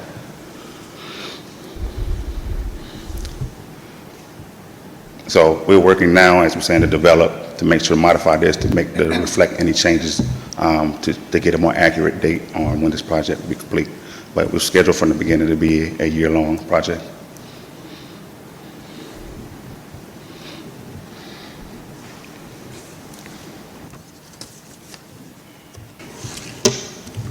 when we discussed the project and looking at the project ourselves with our transportation team,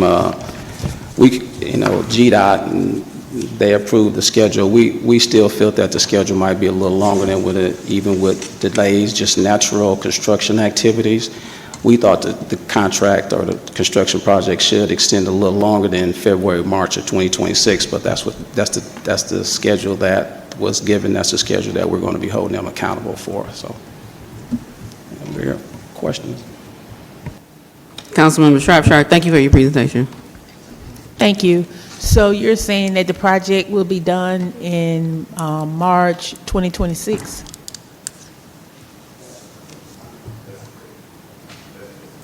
Have everybody down, release your mic so that the podium might be up. That was the scheduled completion date, yes. Okay.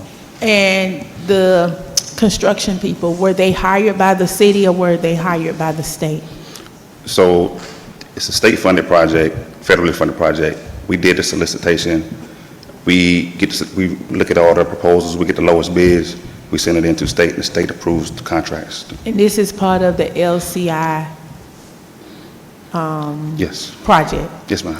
So my next question is this, because I heard you say that that part is completed and you all got to do landscaping, right?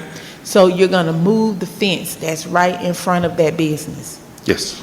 So then my question is to the city manager.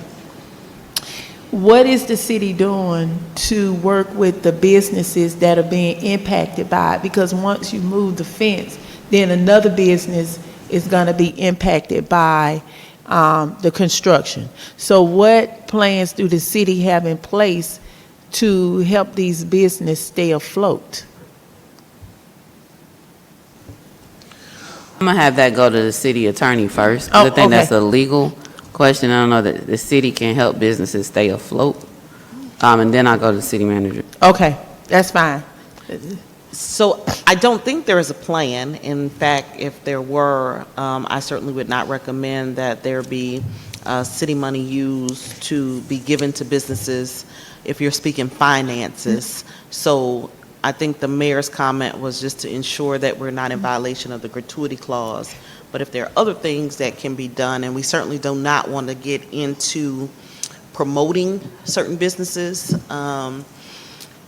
So I want to be sure that your So let question me- is not about Yeah, finances. it's not about finance, it's more about, I guess, signage.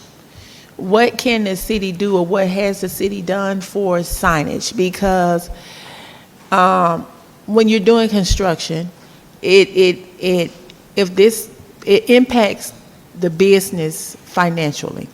So what can the city do for signage, like maybe a huge open sign with the arrow that points right here, to help keep business flowing to that business?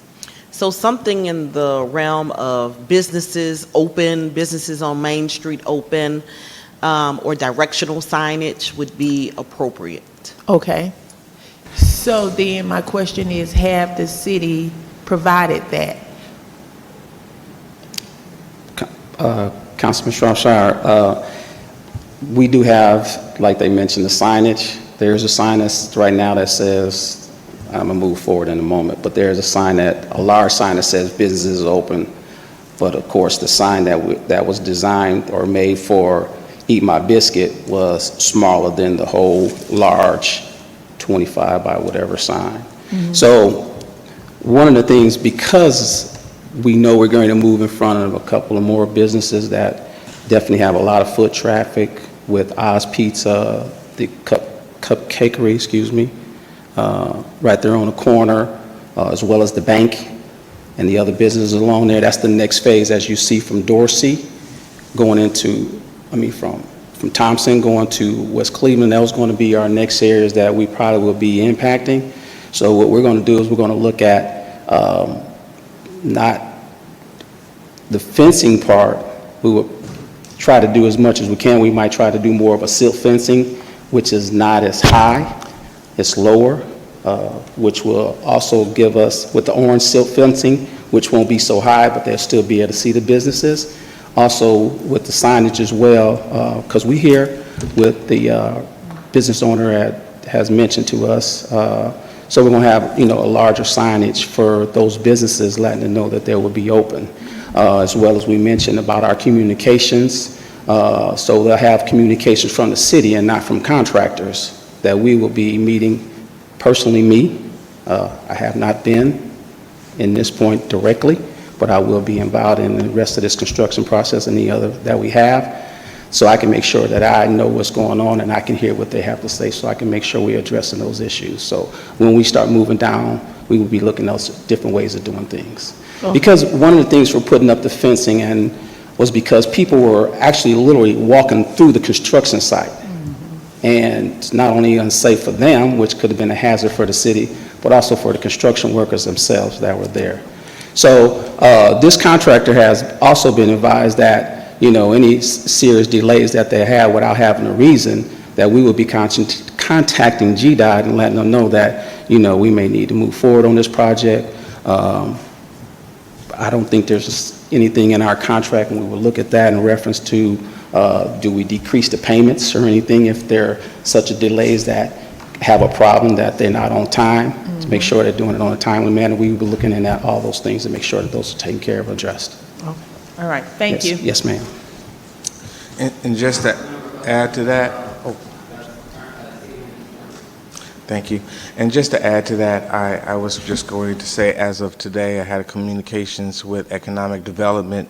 They had shared with me a recent meeting with the leadership of the DDA and BIDA, and that preparing for FIFA was a topic, and also homing in both of those entities to help us manage not just this situation, but this situation as we complete the project. So I think it's going to be more of an all-hands approach, where before it's been kind of the individual here and there. And while I celebrate Director Reeves' leadership, be adding economic development to be a part of those discussions as well, to make sure that we have a full round approach to dealing with not just this issue, but others.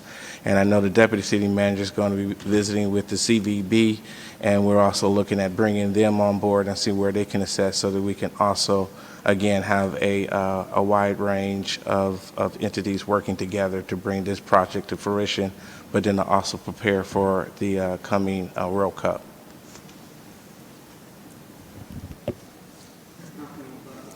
Thank you, Madam Mayor.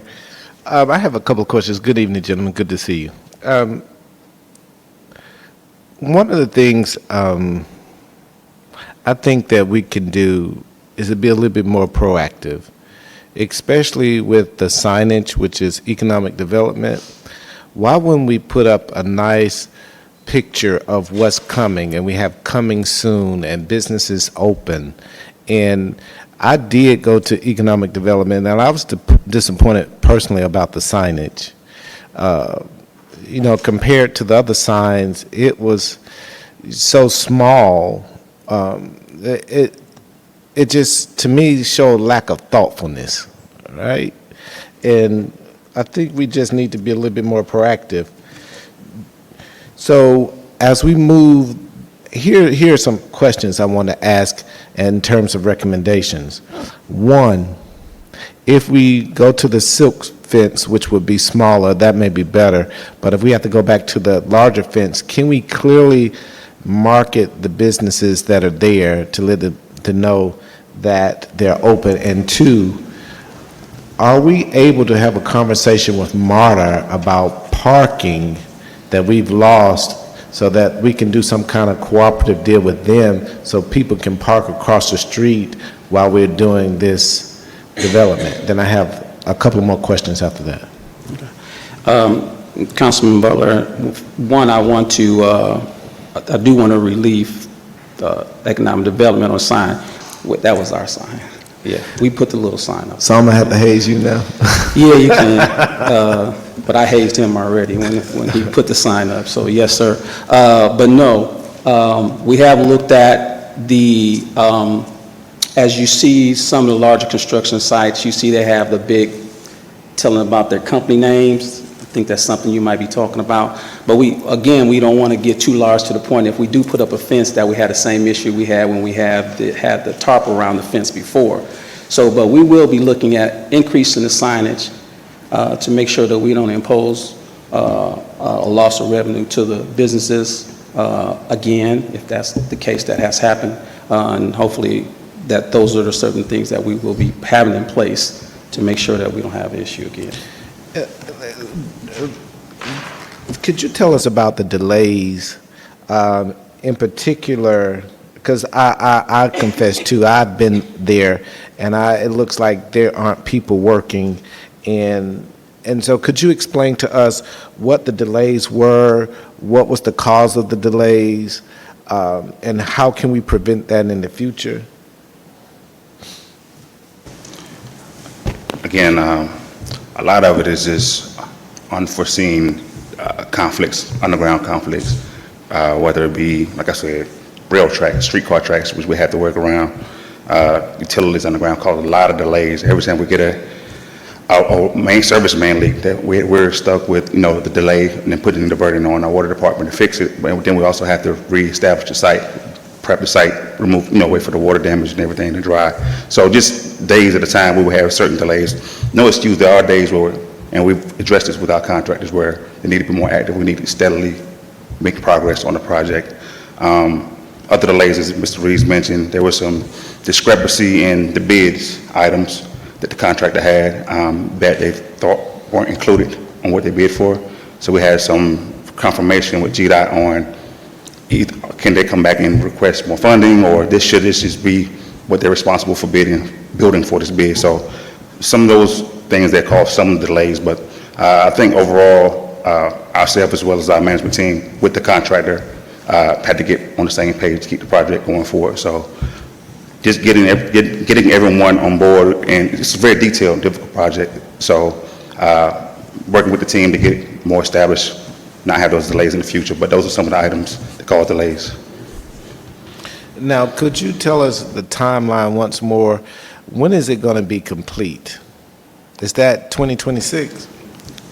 Yes, we got the completion date as February 2026. Okay.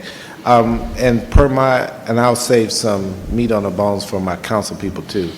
Right now, it looks like we have the CVS, Eat My Biscuits, I think there's a vape shop and a Mexican restaurant. Are those the only businesses that are being covered by the fencing that could pose some?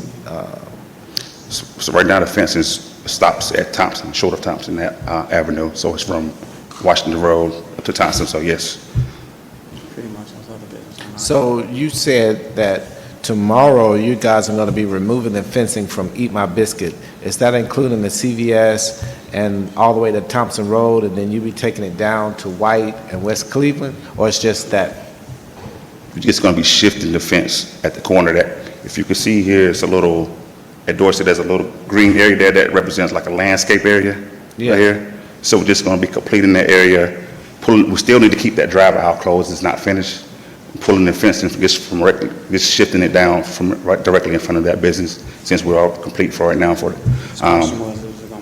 So it's still going to be up at Washington Road, up to that point, from Washington Road to just short of that property. So we still need to keep the area contained and confined until we complete it. So are you going to put the orange fencing that you talked about to keep people from going into that part? Are you replacing the fencing with something else? Is what I'm asking. No, the fence will still be as it is now, the see-through wire fence. We're just shifting and moving it just from directly in front of that business. All right, so I can catch up. Will the fence be in front of that business tomorrow? You plan on moving that? Is that the only business that you're moving the fence from? Well, yes. So we still need to keep the rest of the areas closed off. We still can't drive through it and can't walk through it. So that'll be the only adjustment to the fence right there. So when are you going to? So let me rephrase it. Is it possible to remove the fencing now and place the smaller fence for the other businesses so they won't be adversely affected? Not right now, because the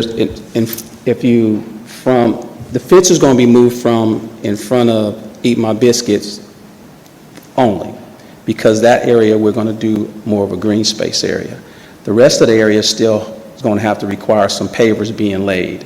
So we're going to have to keep the fence there because we don't want anybody walking over it for any reason once we start putting the pavers down. If you move a little further down, coming towards in front of the barber shop or the smoke shop, we still have to pour some more concrete. It's still the rebar that's in there, so we still have to pour some more concrete. So we still have to keep that a little bit more secure, because we don't want to pour it and have that fence and people step over it, which they will, and walk through it, put the initials in it or whatever you think it might happen. So those areas will be coming within the next couple of weeks as soon as we get that concrete poured there. So as we get the concrete poured, we'll start moving down, putting the pavers in, and we'll start moving it down. Thank you. I'm going to yield my time to Council colleague, but I do have questions about the CDB's participation too. But I'll yield at this point. Thank you. Said what participation?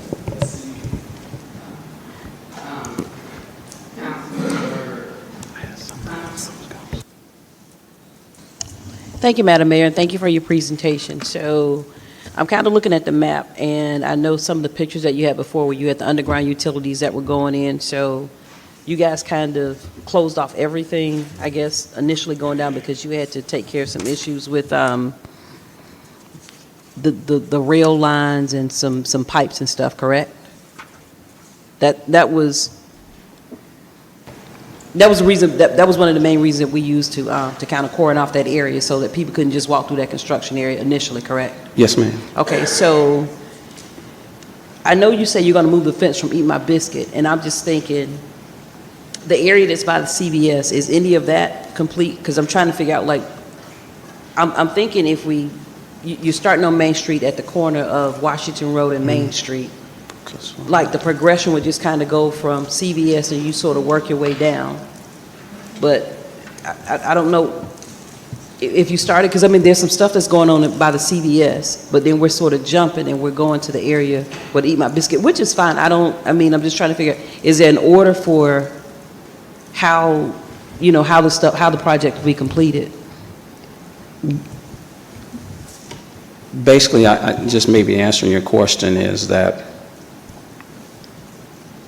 because that intersection, not just with Eat My Biscuit, just the pulling out traffic coming in, the flow, that's an area that they got together with the contractor and said, hey, what can we do because it's such a to heavily get this traveled area move forward or kind of clear this area up a little bit. And then when the pavers start coming in near the CVS, because CVS does have several access to their business. Right.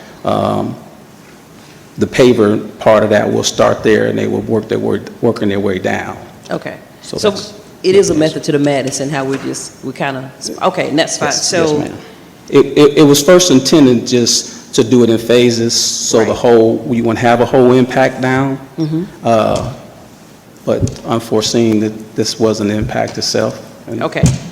And let's see, so I know they've talked before about just cordoning off the area, so if you sort of like, you box it out and maybe where people, that they could, because you can actually still go down Dorsey, correct? You can travel down Dorsey? Yes, ma'am. And maybe from there, we do some sort of directional signs that'll kind of guide people past the construction area that's cordoned off, and, just sort of direct them to the businesses to let people know that there's foot access to some where they can't drive, directly, up to parking spaces in front of those businesses. That's one thing that we consider. And have you also considered night construction? Because the city pretty much is shut down at nighttime, and that way you can really get a good move on it.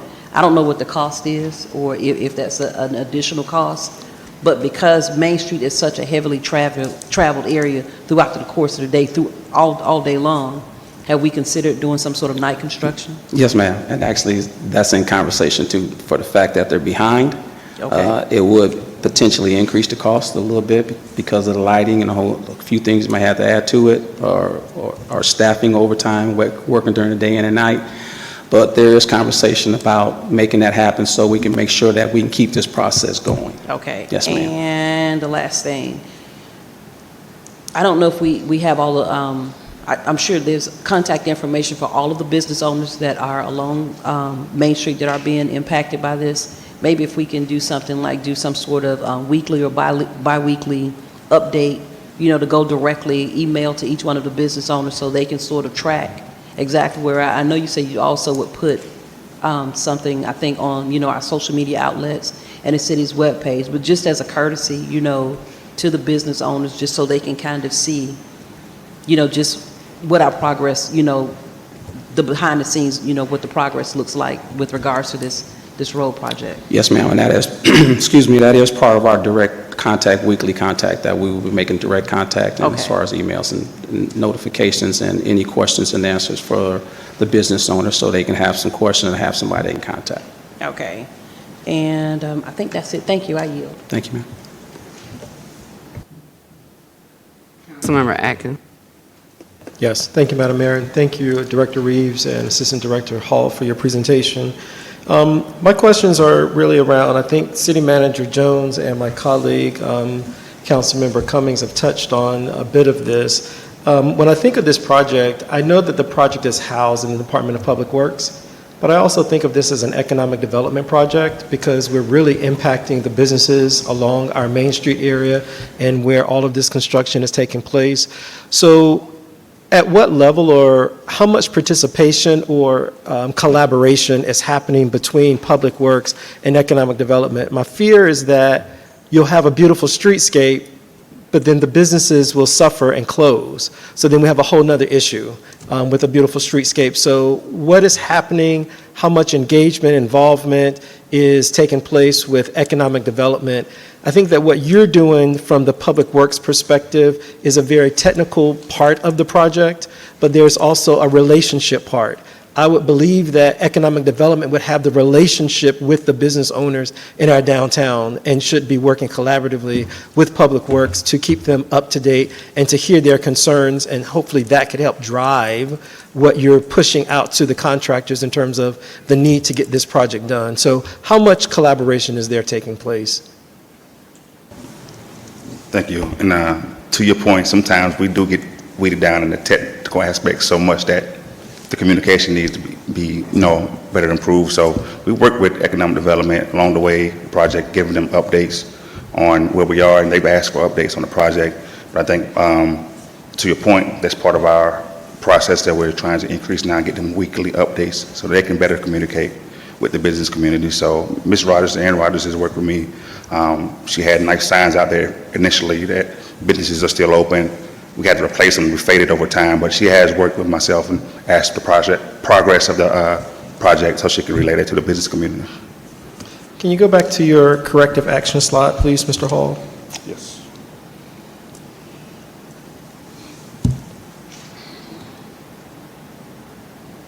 So on this slide, I think that these are all great points and action to take to correct and get us back on track. I just don't see any of that. I don't see anything on here about collaborating with economic development. And, there's nothing on here. I think your last bullet talks about social media and city website. There's no requirement at all for any business to follow the city's social media. And so there's a very humanistic perspective to this. It's not as if we're living in downtown Manhattan, right? I think that there's enough businesses, the size of of our downtown area would lend itself to have very personal relationships from our economic development perspective. So to Councilmember Cummings' point, a suggestion is maybe a Monday check-in. Monday to talk about the work that happened the week before and manage against whatever that schedule was and the tasks were, and then to let the businesses know what they should expect to happen this whole week. And then to be able to have those in-person meetings with the businesses so they'll know what to expect, what's off track, what's happening with weather, 21 days out of the month of June, but 30 days, how that's impacted this, and how we plan to mitigate that. So if we're just hoping through social media and that they're following our social media or through an email that that's going to happen, I think that we're going to have frustrated business owners because they're trying to do everything. I think the news story that Ms. Roy did, she's the bartender, the server, the cook, the greeter. She doesn't have a whole bunch of time to check the emails. But if there were an in-person meeting that would give those business owners an update of what happened last week, we're on track or ahead of that, what they can expect this week, and to hear their concerns so that those things can be addressed along the way, I think that that would go a long way. That would just be a suggestion. But I don't see anything on here about a collaboration with economic development, managing that relationship part while you're doing the very technical part and working together, because I don't want us to have a beautiful downtown and no businesses, because the lack of revenue or sales that the businesses are experiencing, that's very real. And so those businesses could close. They could be in jeopardy of closing. And I don't want this is not a dig, but I just think about L Circle. I don't want this to be a repeat of L Circle. It took us way too long to do L Circle, and now we're dealing with businesses and the livelihood of folks and, jobs and paychecks and all of those things. So just would like to see a more robust corrective action plan where there's greater collaboration with other departments in the city so that there's a outreach, a personal, in-person meetings. We're relying too much on technology. We'll send this out, and because we sent it out, they should have it. They should know it. Versus actually going and meeting with these businesses and hearing the concerns and making sure that those issues are addressed and keeping them abreast of the delays and the challenges. And so I would offer that. And the other question is your schedule.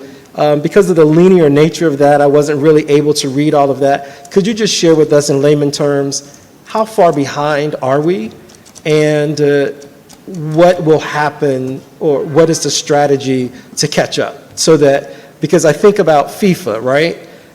That's an opportunity for us to make money for the city through sales taxes. We want these businesses to be open so that people can get off that MART and walk across the street and spend their dollars so that we can make some money back. So if we're not following this carefully, we're going to be way behind. FIFA's going to come and East Point is going to get overlooked. No one is going to come. Two questions there, or two statements there. One of the things, and I'm not going to, but our deputy city manager and I yesterday just were discussing that same thing about having a full out blast, meeting with the folks, hands-on kind of thing. So we were just discussing that yesterday, which kind of encompasses some of the things you're talking about with involving the other departments to come together to make sure that we're meeting all the needs of the business owners in that area. So we were just discussing that yesterday. Then the other thing with time-wise is, one, extending the hours, the work hours, working weekends, working nights. We have discussed these things with the contractor. Cadell, we're about 3-4 weeks behind. Yeah, so probably I would say in layman's terms, 3 months behind. Like you said, we was talking with the contractor about extending work hours. Like, for instance, one of the issues is that concrete delivery. They're ordering concrete 9 o'clock in the morning. They're not getting it from their vendors until 1 or 2 o'clock in the afternoon. Do we need to push the hours that we're working to start later and work later in the day? You know, just things like that, because everyone's building right now. So materials and all those things are a consideration. So yeah, we're approximately 3 months behind, but if we change our strategy, which we're trying to do, we can catch up and readjust our schedule. And just to understand that some of those delays were with installation of utilities, but you got to understand the utilities, we're not running into that. The utilities are, the utilities, which was one of the process of slowing down. Most of that, 99% of that is done. It's done as well, because this whole project encompasses East Point Street as well. So if you've seen the work that's going on out here and the work down the street, all of that encompasses this project as well. So a lot of the stuff will be done, so we will be able to move a little faster as we go along on the process, or that's the anticipation. Hearing that we are 3 months behind, have you put together a plan to make up? Because absent a plan, then it's just our dream to be able to make it up if we don't have a plan that we're following. So do you have a plan to make up for that? Because businesses are going to be impacted. This is going to really hurt businesses if the project continues to lag. And one of our management contracts that we have overseeing this project, Benchmark, we're working with them to come up with a plan there. They know construction themselves, but they're overseeing this project, knowing where the delays are with the problems that they're having. So we're working with them as well to come up with that plan. And I'm glad you brought that up. I was ready to say earlier is that we will have another update, which we were going to do a transportation update next month on our work session, October work session. So we will have more of an update and timeline in October when we do our overall transportation updates to make sure that we have all these questions answered for you. And in that update, Director Reeves, am I hearing that you will have a plan, a timeline that will address how we're going to make up, if not all, a good portion of those 3 months that we're behind?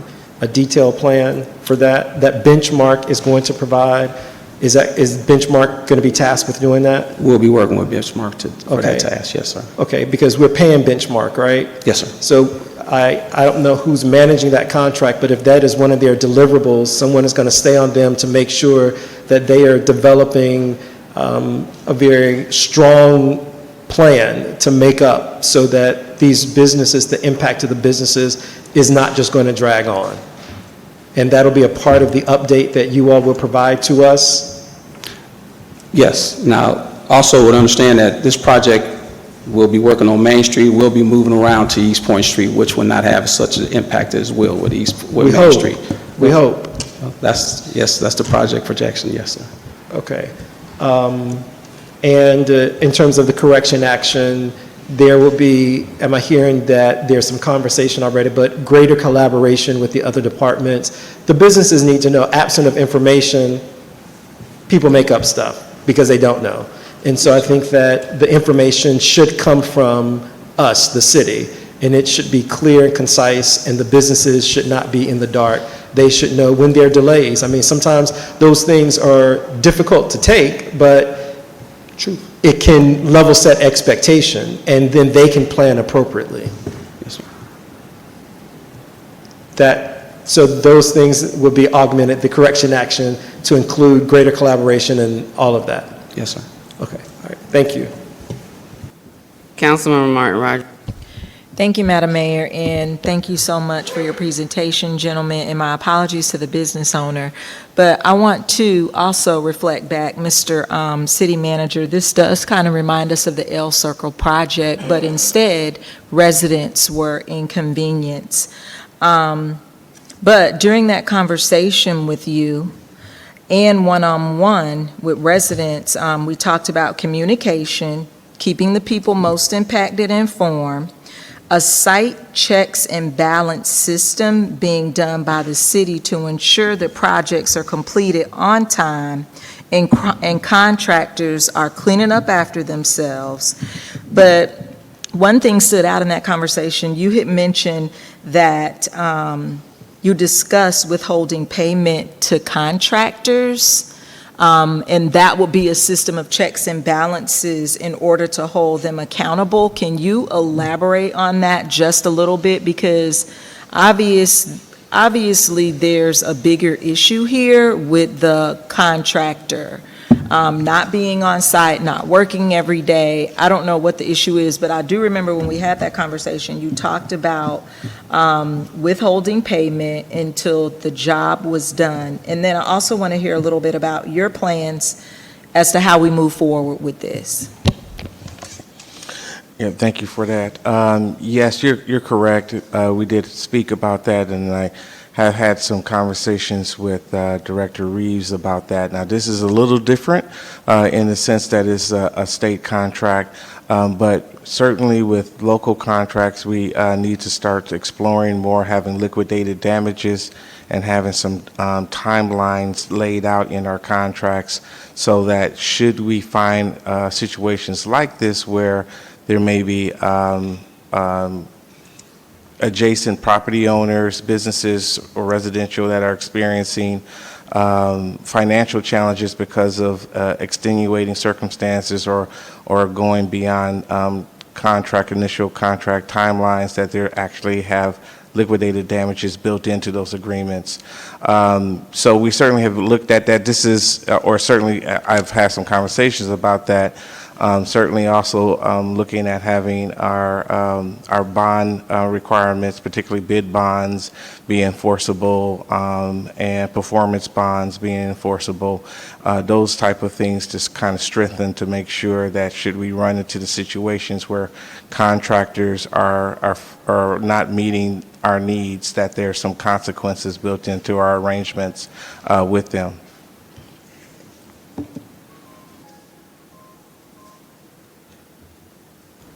That it? Council.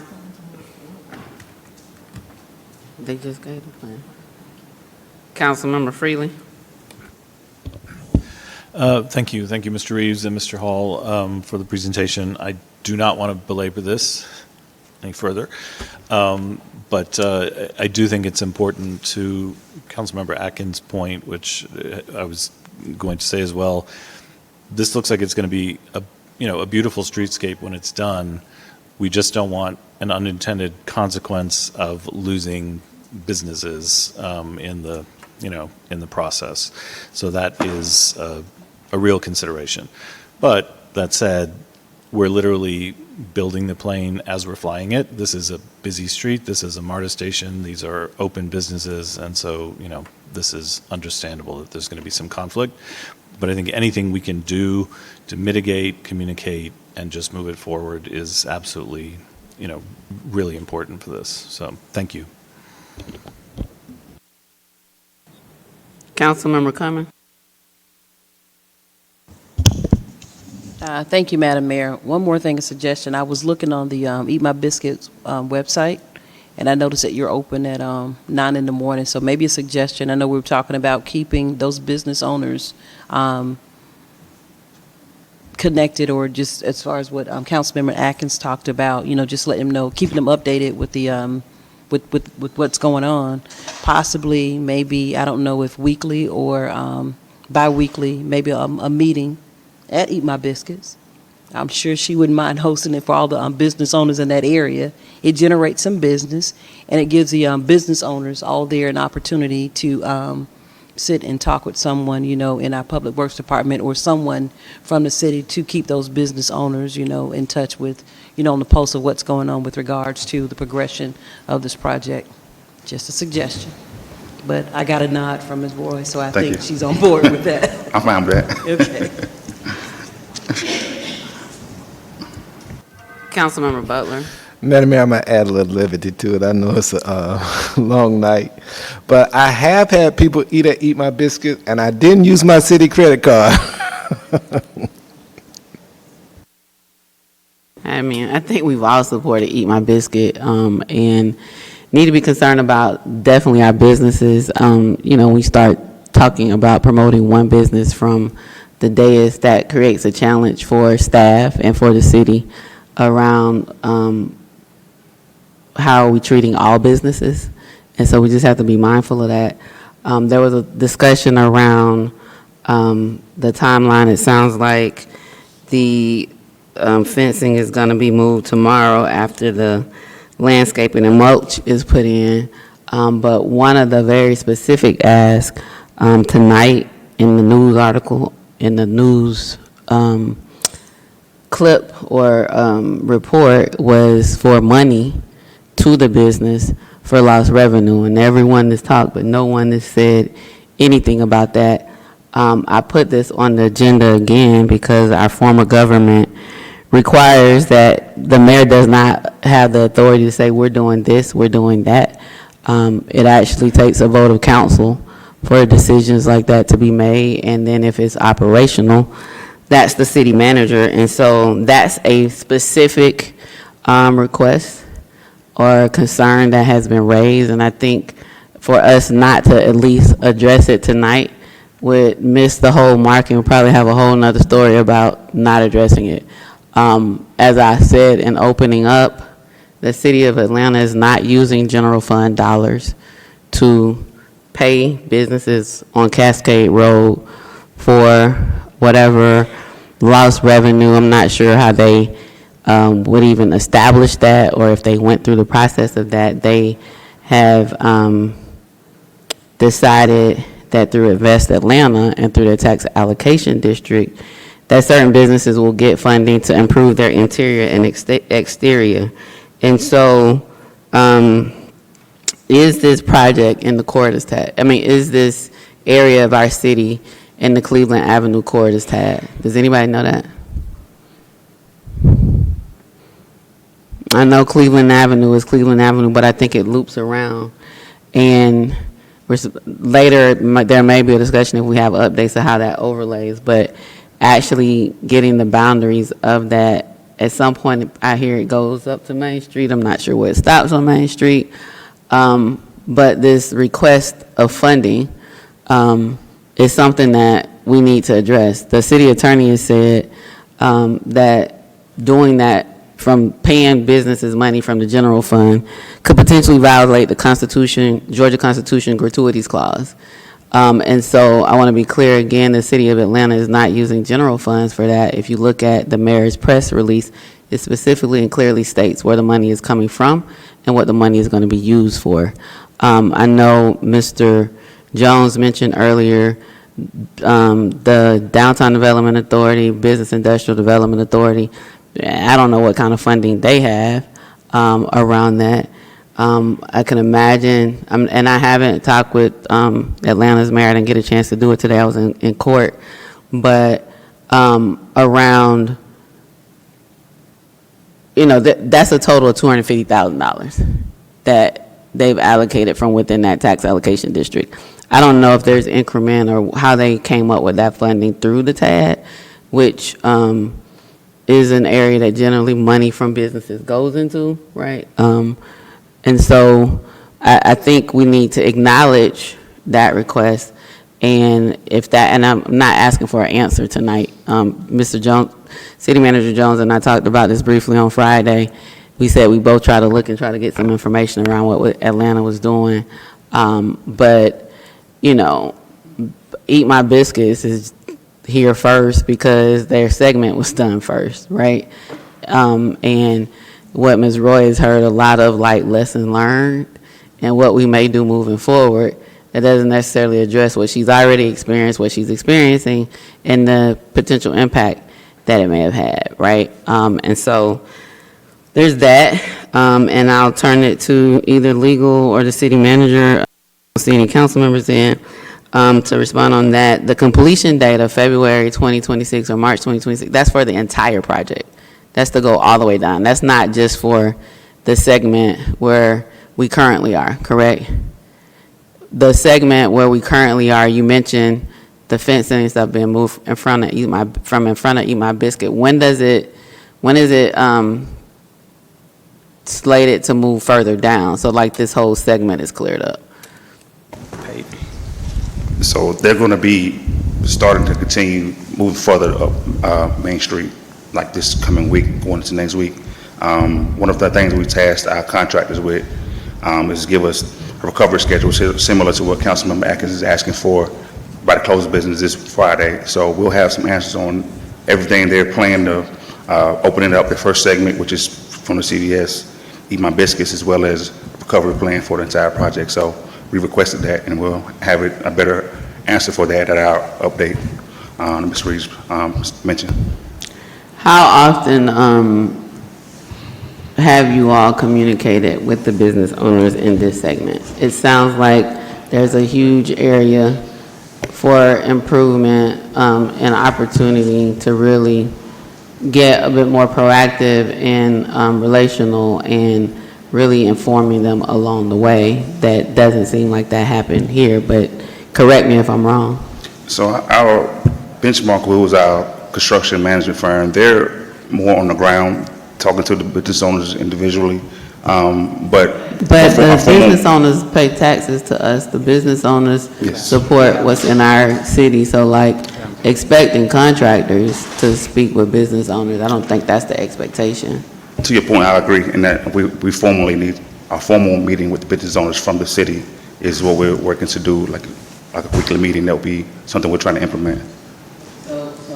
In February and September, right? It first started around the end of February based on your presentation, and we're now mid-September. About how many times have y'all communicated with the business owners? Directly, we haven't met with them. All the business owners. It's only been via communication through letters and emails, so there hasn't been any direct meetings with the business owners as a whole. Well, I'll definitely look forward to improvement in that ASAP. I mean, you know, when a business owner, like when I reach out after I get the concern and talk with staff and staff shares information with me, I rely that that's going to happen. And what was shared with me is that they were talking with the owners of Eat My Biscuit and the other owners in the area. It's disappointing to know that that wasn't happening. But Mr. Jones and Attorney Wiggins, again, there hasn't been any discussion. It didn't come up about the request for funding or the request for potential financial impact on businesses as it relates to this, and what, not asking for an answer, but I think there's one place where we can't go, and then there are other places where we might be able to consider, and what does that look like? Well, certainly, and as you mentioned, this is still in the process of being developed and flushed out, but I think, and I certainly will yield about Georgia law and the gratuity clause and what exactly that looks like and what that means. But I'm certainly familiar with cities, particularly being an advocate for situations like this for businesses, particularly when you have a strong performance bond, because essentially that insurance company is backing that construction contractor, and I've been a part of where cities are saying, no, they're not meeting this, and you literally put in the claim and advocate for reimbursement for damages, where the cities go through a process, ask the business owner to provide documentation that shows damages based on gross sales, gross receipts, all kinds of various areas or issues of evidence to provide that case, and the city literally advocates for that claim to be paid out through a performance bond. But also, I've seen situations through partnerships, and so I kind of alluded to the DDA and BIDA.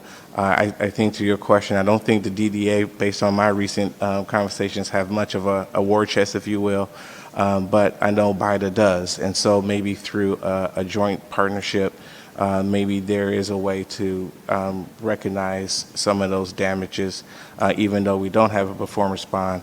I still put a big question mark on that. That still has to be kind of fleshed out and certainly be identified by legal as something that is applicable. But there's some opportunities to explore. I think, as has been also mentioned, I know the Economic Development Director is away at training, but I know he expressed having conversations. I never was briefed on those, so when he returns, I'll get updated on what exactly those conversations look like, and making sure that moving forward that it's robust and working in conjunction with Public Works so that there's a coordinated effort. Did you say this Public Works project does not have a performance bond? I am not aware of it. It's about Georgia law requires a performance bond. Well, it's that would be probably a through real the problem. state, so that performance bond might be the state. I'll let them clarify on that. I see staff nodding their head. I mean, that's a state requirement. That's a state law. I just learned more about it last week when I was in training. Yes, there is. We can brief the city manager on the details. Okay, that's all I needed on that. So, yeah, for performance bond is an option, partnerships with DDA and BIDA. Do we know if this is in the TAD, Cordes TAD, that we need to look at the Cordes TAD? Madam, who pays the performance bond? I'm asking you this question rhetorically on the record because I need to be clear where the money comes from. Who pays the performance bond? Normally what the contractors do, they go out and get a broker or however, and... Right, but the contractors pay for the performance bond. Yes, So that's not city dollars, that's not general fund dollars paying for the performance bond. No, ma'am. So the contractor pays it. Yes, ma'am. And then the city manager is saying there may be some possibilities within that bond. I just need to make sure we're clear where money's coming from. Yeah, who's paying and just for to what. give you some mechanics of that, and I was kind of referring back into like the El Circle situation where that wasn't a state project, but the mechanics of a performance bond is usually an insurance company that is backed, that construction company is backed by that insurance company. There are some cases when you have a very lucrative construction company where they'll write their own check, and the check is then held in escrow and utilized for that. I don't know those situations and what the state requires, but typically, if there are claims, we need to bring those claims forward, and then there's a process on whether those claims are reviewed and paid out. Attorney Wiggins? So my understanding, two things, is that to the extent that we're discussing like some liquidated damages, my understanding of the law is that that's to the benefit of the governmental entity, not a private party.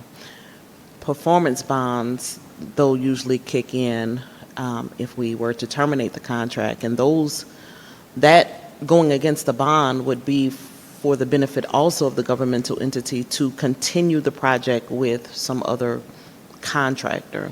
I'm not sure either approach would give us funds to then turn around and give it to a private party. General fund gratuity clause? Right, I've spoke on that already. I just renewed the same thing I've said, is that we can't violate it, so we can't do anything to benefit a private entity, provided there is no reciprocal benefit back to the city. I appreciate you restating that. This is, I'm wanting to have like one segment of the discussion about the financial concern that was raised. And so as we, have further discussions that were clear today about what potentially or where potentially that may come from. And so that's why I was asking about the gratuities clause regarding use of city funds, taxpayer funds, to giving them to a entity or a person or anyone without a mutual benefit. So I appreciate you sharing that. And again, the city of Atlanta did not use general funds. And so I think the last question, or the question that needs to be answered, is whether or not this Main Street area is in the corridors tab. Looking at the performance bond, maybe city attorney is saying that generally any damages from that or any funds that can be recouped from that is to make sure that the contract is performed and to continue the project. But we can look at that legally liquidated damages if they are in government contracts, that they should be used for the government, not that the government can then get the liquidated damages and then give them to third parties. And then the partnerships around DDA or BIDA, and I'm not aware of BIDA sitting on a whole lot of money, so if somebody could tell me how much money BIDA has and where they got it from, that would be helpful. If you could email me that information, because I'm not aware. I think they issued a couple bonds to, was it Arden's Gardens? Or maybe that was the only one. Yeah.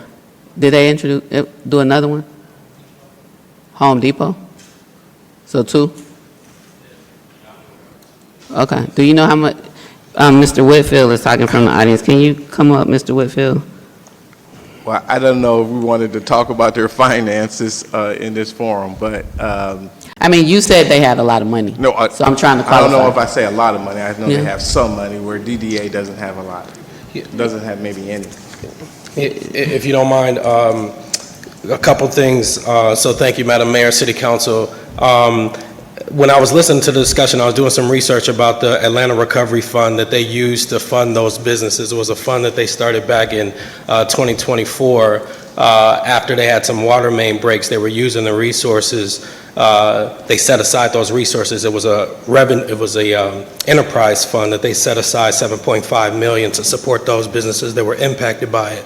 Once that once this project happened on Cascade Road, they passed an ordinance that whatever remaining dollars of that fund would be used towards the Cascade Road businesses. So I say all that to say I think there is a way, if we can spend time, the city manager, myself, the team, economic development, to find a model that may work. And in terms of BIDA's resources, I'm only aware, just briefly, I think they have a little over $300,000 available from property sold and from bond revenues. So, but I do think there's a model where we can get there to help the businesses. I think we're workshopping it here, but I think once we sit down as a team, we can come back to you with something more substantive that's been vetted by legal as well.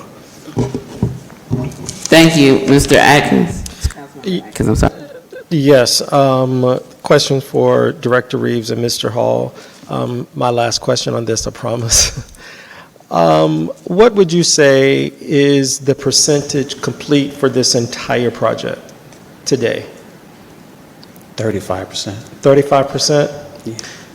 I was afraid of that. Yes. Because when I heard Mr. Hall say that the project, I think you guys gave the contractor notice to proceed late February, early March. So if we say around March to today, that's 6 months. And so we're talking about an overall project completion in February of 2026, that's 5 months. So in 6 months, we're only at 35% complete. So there must be a very aggressive schedule to get the remaining 65% complete in 5 months. So Benchmark is going to have to put together a great plan that is really actionable and can really work to get this done, because right now, with 6 months in, 7 months in, we're only at 35%. And if we're today saying that this project should be complete in February 2026, that's 5 months away. So that's the additional 65%. There's got to be some real tight management on these contractors because the businesses are really suffering. So that's it. Thank you. So, in case this is being watched for next steps, are you all gonna talk about this and bring something back at the October 6th council meeting or the October 13th work session? Should we expect some discussion around potential ways to address financial concerns? And that's a Mr. Jones question. October 6th or October 13th work session? You said financial concerns? So the business owner tonight in the article and on the news is asking for lost revenue replacement. Okay. And citing to Atlanta, but the money did not come from the general fund. Oh, yeah. Right? No, It's through a tag where they had the small business grant and all of that. I get it now. Thank you. Yeah, work session will be probably appropriate. So on the October 6th work session, Madam City Clerk,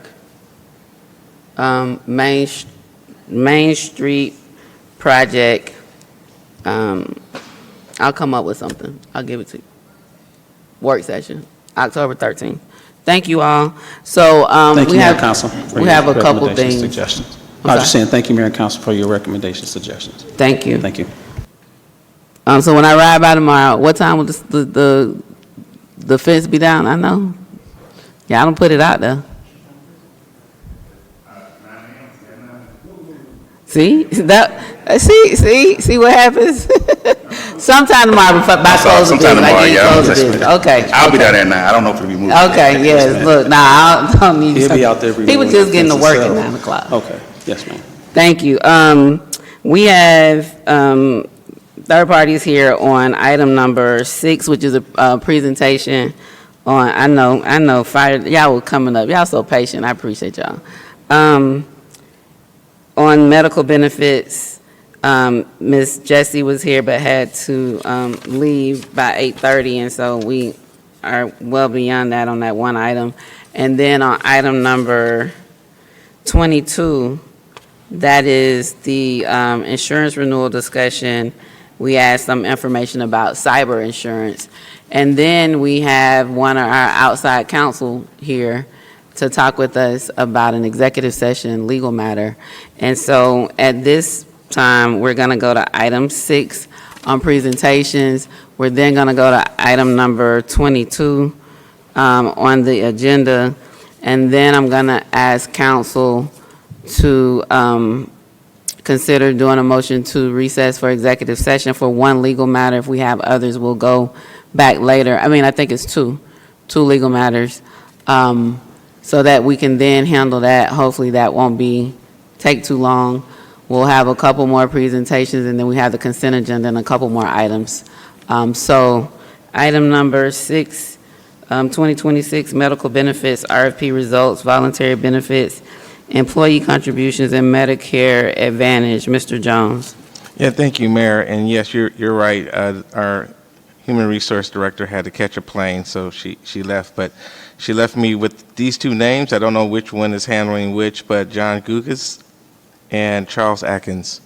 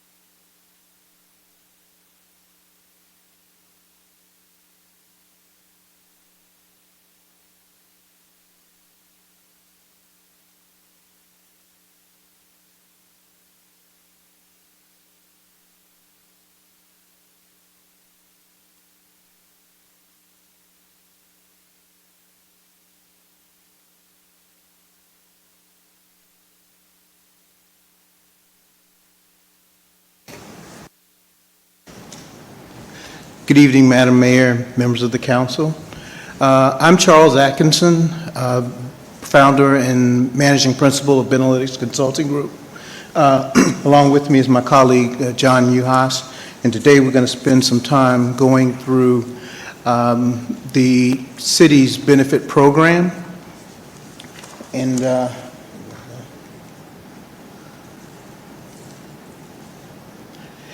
okay, on this particular slide, we have summarized all of the different benefit programs that are currently being offered, and we give you the status of the rates, whether or not they have rate guarantees, whether they were up for renewal, but your life and AD&D insurance, we have a rate that was negotiated till 2026. STD and LTD is guaranteed until 2026, the end of 2026. The dental renewed, but it renewed with a 0% increase. Vision rate guarantee until 2026. The FSA and COBRA, those renewed with slight increases on the FSA from $360 per participant per month to $380, and the COBRA went from 40 cents to 45 cents per employee per month. The voluntary benefits through AFLAC, those did not change. The rates remain the same. And the Medicare Advantage and the medical, we did have to go to RFP for both of those coverages as a result of rate increases that we received, and we'll go through those as we move forward. No,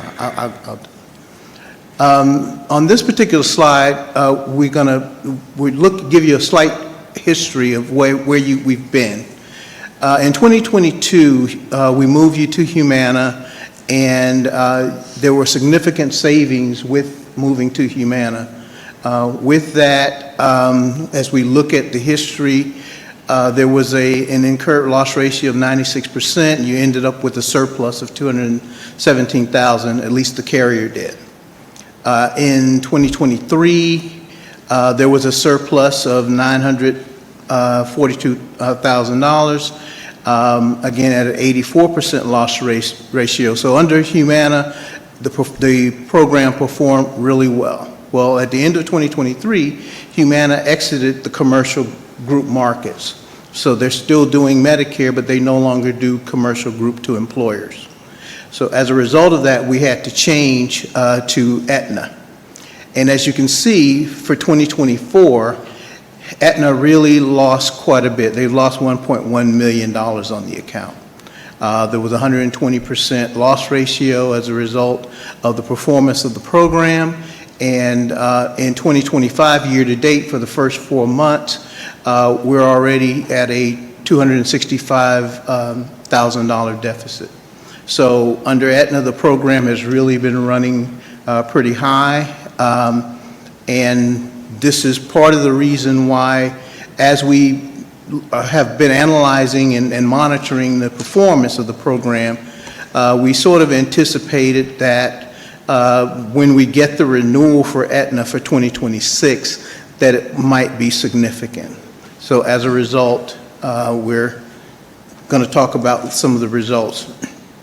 But when you look at the rates that, the claim and performance that I just described on the previous slide, this may give you an idea as to some of the reasons why it's happening. For 2020, for 12 months, so this is not an annual year, but just looking back 12 months from May of last year to April of this year, just taking a 12-month, 13 claimants within your program have generated $2.5 million. So this is what's a major contributor to the performance of the program. Is there are a number of large claimants that are out there, and again, we're constantly monitoring this and doing what we can to manage the various carriers and some of the outcomes of the renewals.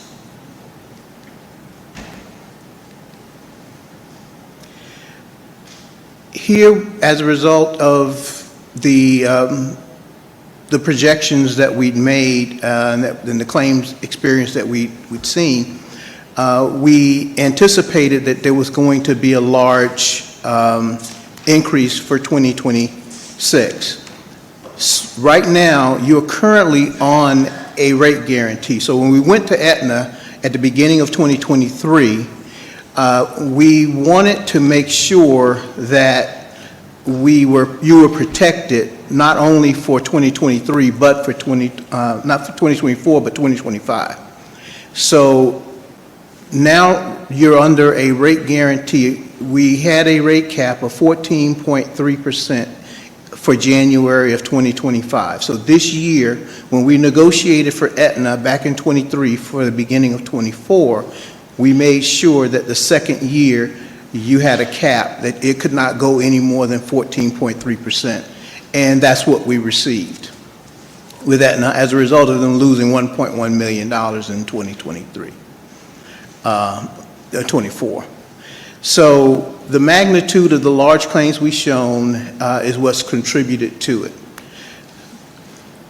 We anticipated the increase from Aetna, and as a result, we went to the market and we went to the 4 carriers you see here: Aetna, the incumbent, Anthem, Cigna, and United Healthcare.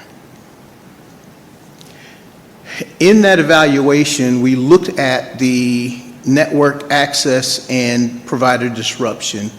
And if you're unfamiliar with network access, basically by the criteria that you're looking here, we take your population's resident zip codes and we provide that to the carriers.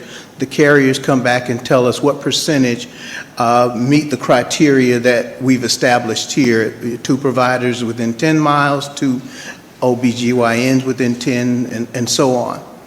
If you look at the bottom line here, in practically every case, there's 98% or greater access.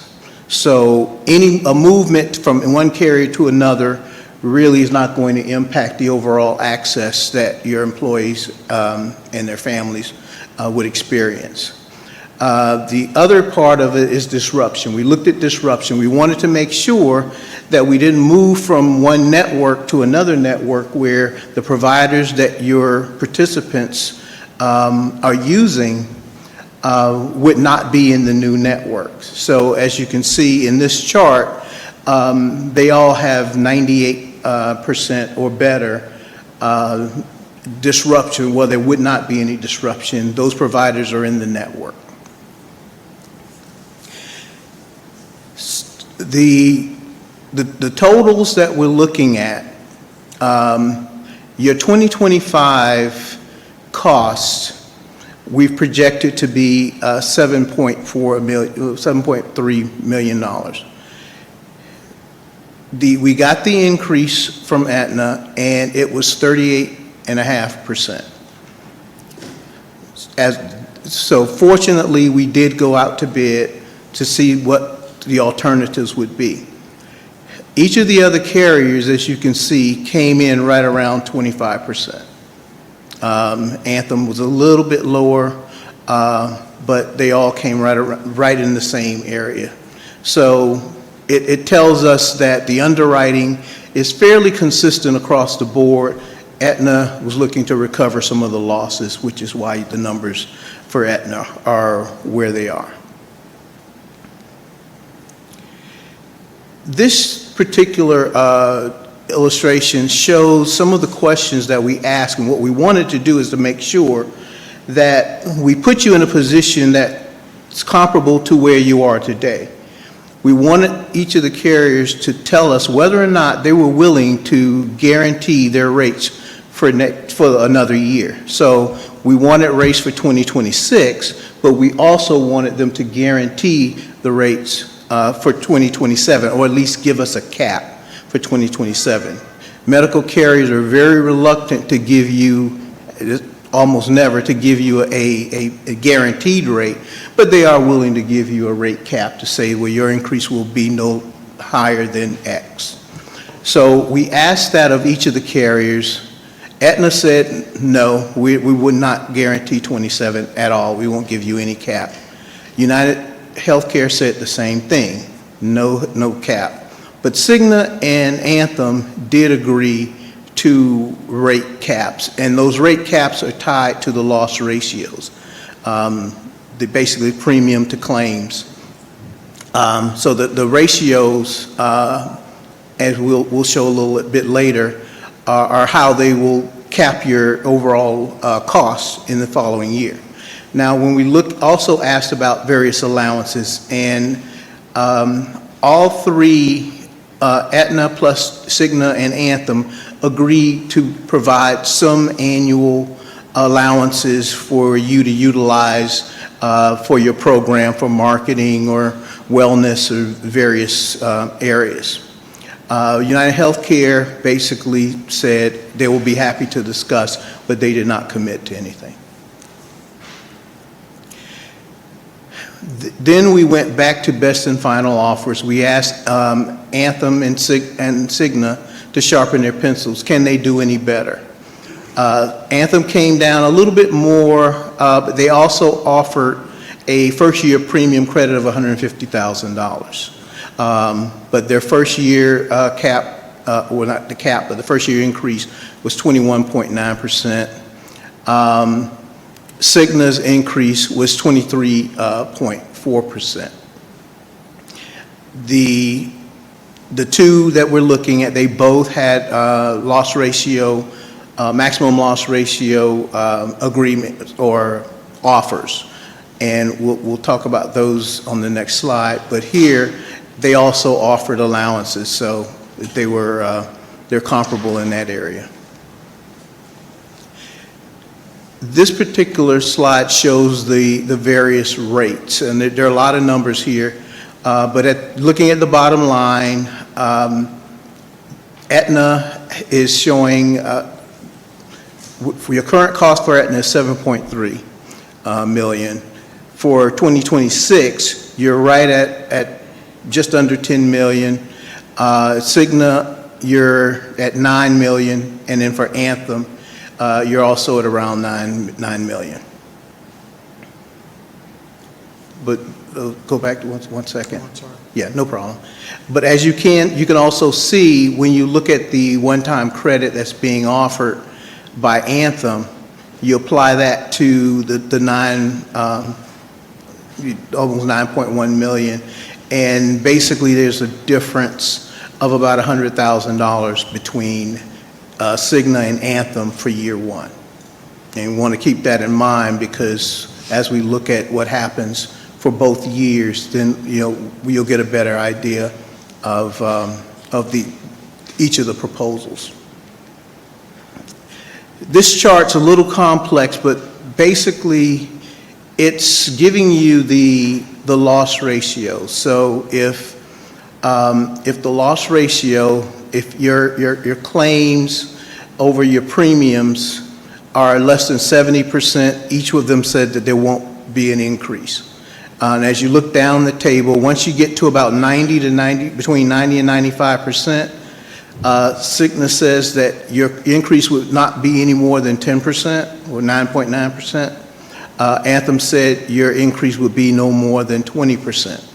Now, if your experience looks like it does today, under Anthem, there will be no maximum for you in 2027. Under Cigna, you would pay an increase of no more than 20%. So that was the cap that we were able to negotiate with Cigna. The cap with Anthem is higher under the lower ranges, but there's no maximum once you get above 95%.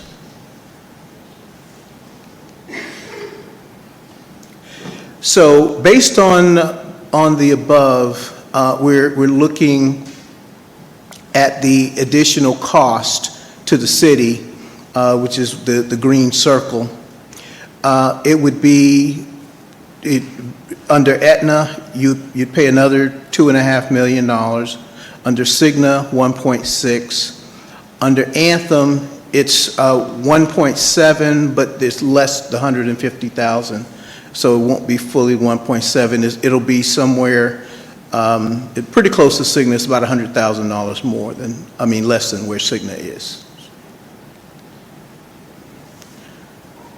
This particular chart is a very busy chart, but basically here we're talking about your employee contributions. Everything we've talked about before was the overall cost to the city. Here we're only talking about the employee contributions. What are they going to be paying out of pocket? There's three alternatives that we have here. The first alternative is that the city and the employees share the contribution increase equally. So assuming you went with Cigna, the 23.4% would apply to the city's costs and it would apply to the employees' costs. And what's in the column which says employee contribution, that would be the new employee contributions on a monthly basis. These are all monthly. Excuse me? Cigna rates. Oh, yes, they're using the Cigna rates here as well. Alternative 2 is 16%. We're targeting 16% a cost share, not a 16% increase, but a 16% cost share. What you're currently paying is the employee is paying 14% of the cost, the city is paying 86% of the cost. So if we basically move the employee to 16% of the cost and the city down to 84% of the cost, the rates that you see under employee contributions are what they would be paying on a monthly basis. And then the last alternative 3 is based on market alignment. What we did was we looked at survey data, we looked at some local municipalities, looking at the various percentages that they're using, and those totals on average came to around 17% for the employee portion and 83% for the city portion. So if you looked at that kind of a breakdown, what you see on the left would be the rates for that. So I guess the first thing for the council to consider is, there will be 2 decisions you would have to make, and at whatever point you're able to make them. The first one would be the renewal decision as to which carrier you'd want to go with. Aetna is the incumbent, as we mentioned, is another extra $2.5 million. Cigna, which was about 2.6, and Aetna was about 1.6. Aetna was just under them, about less than $100,000 for the first year. Second year, Cigna gave you a cap to 20%. Anthem, basically there was no maximum once you got above 95% loss ratio. The second decision would be in the area of employee contributions. Either to keep it where it is at 14% and 86%, which basically means the employees would absorb the same percentage increase that the city would. The other would be increasing employee contribution to 16% or to 17% to come more alignment with the market data that we received.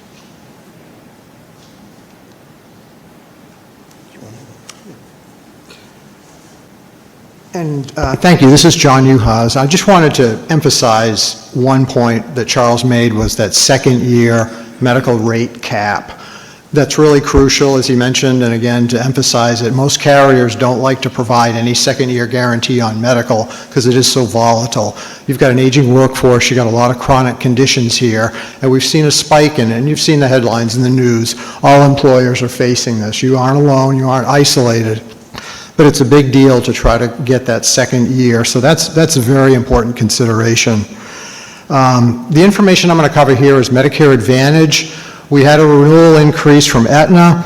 The city has been with Aetna for many years, over 10 years now, and the increase for 2026 is a cost of $55 per participant per month. This is due in part to claims experience, which is pooled. Medicare Advantage are large pools of employees, as well as the Center for Medicaid Services, which had some major adjustments last year, cost shifting from to the private sector insurance plans, part of the deficit reductions and things they were doing internally. So just to let you know, as a recap, the city's contribution is currently about 66% of the Medicare Advantage premium, and you can see the annual cost of $354,000. The retirees contribute about 34% of that premium cost. There's a group of split dependents and surviving spouses that contribute higher. So in the middle, in the chart, the Aetna current rate is $304, the total rate, monthly rate per participant. The 2026 renewal is the $359. We went to the market, Anthem quoted a price of $281, much lower, and Cigna, $399, much higher. We also approached a couple of other carriers who declined to quote just for a variety of reasons, but these were good quotes that gave us a good perspective on the market. All of the plans offered are almost identical to the current plan. The only real differences would be in the drug pharmacy formulas, which vary between carriers just due to contracting. But essentially, all plans offer similar benefits. So there's really 4 different options. The city can contribute the same that they are now. In other words, your cost would not go up. You could stay with Aetna, the current provider, and the cost increase would be $55 to the participant in the plan, to the retirees. Option 2 would be to switch to Anthem. The city could keep the contributions right where they are now, the $355,000, and the cost to the participant would actually go down by $23 roughly because of the lower cost from Anthem. Option 3 would be a switch to Anthem, keeping the retiree contributions the same, and the city would save $40,000. So the retirees would continue to pay what they're paying now, they'd be with a different carrier, and the city would actually save some money. Option 4, however, is really the recommendation, and this is based on some things I'll cover on the next slide, but this is where both the city and the participants absorb the 18% increase equally. So the city's annual cost would increase by $64,000 annually, and the retiree cost on a monthly basis would increase by $18.33.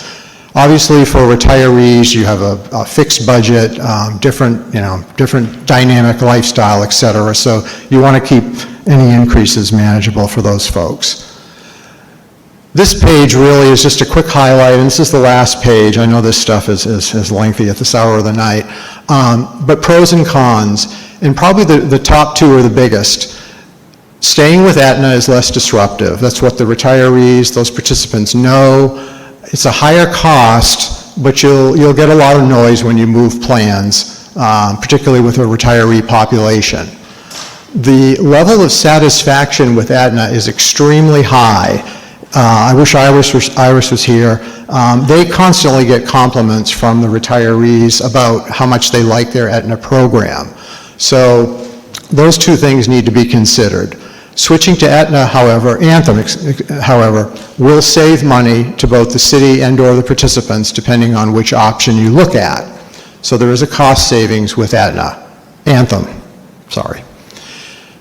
The provider change, if you change providers, obviously there's new implementations, communications, and enrollment, and that all has to be done in very short order because there are some timelines coming up for open enrollment communications and the National Medicare Advantage.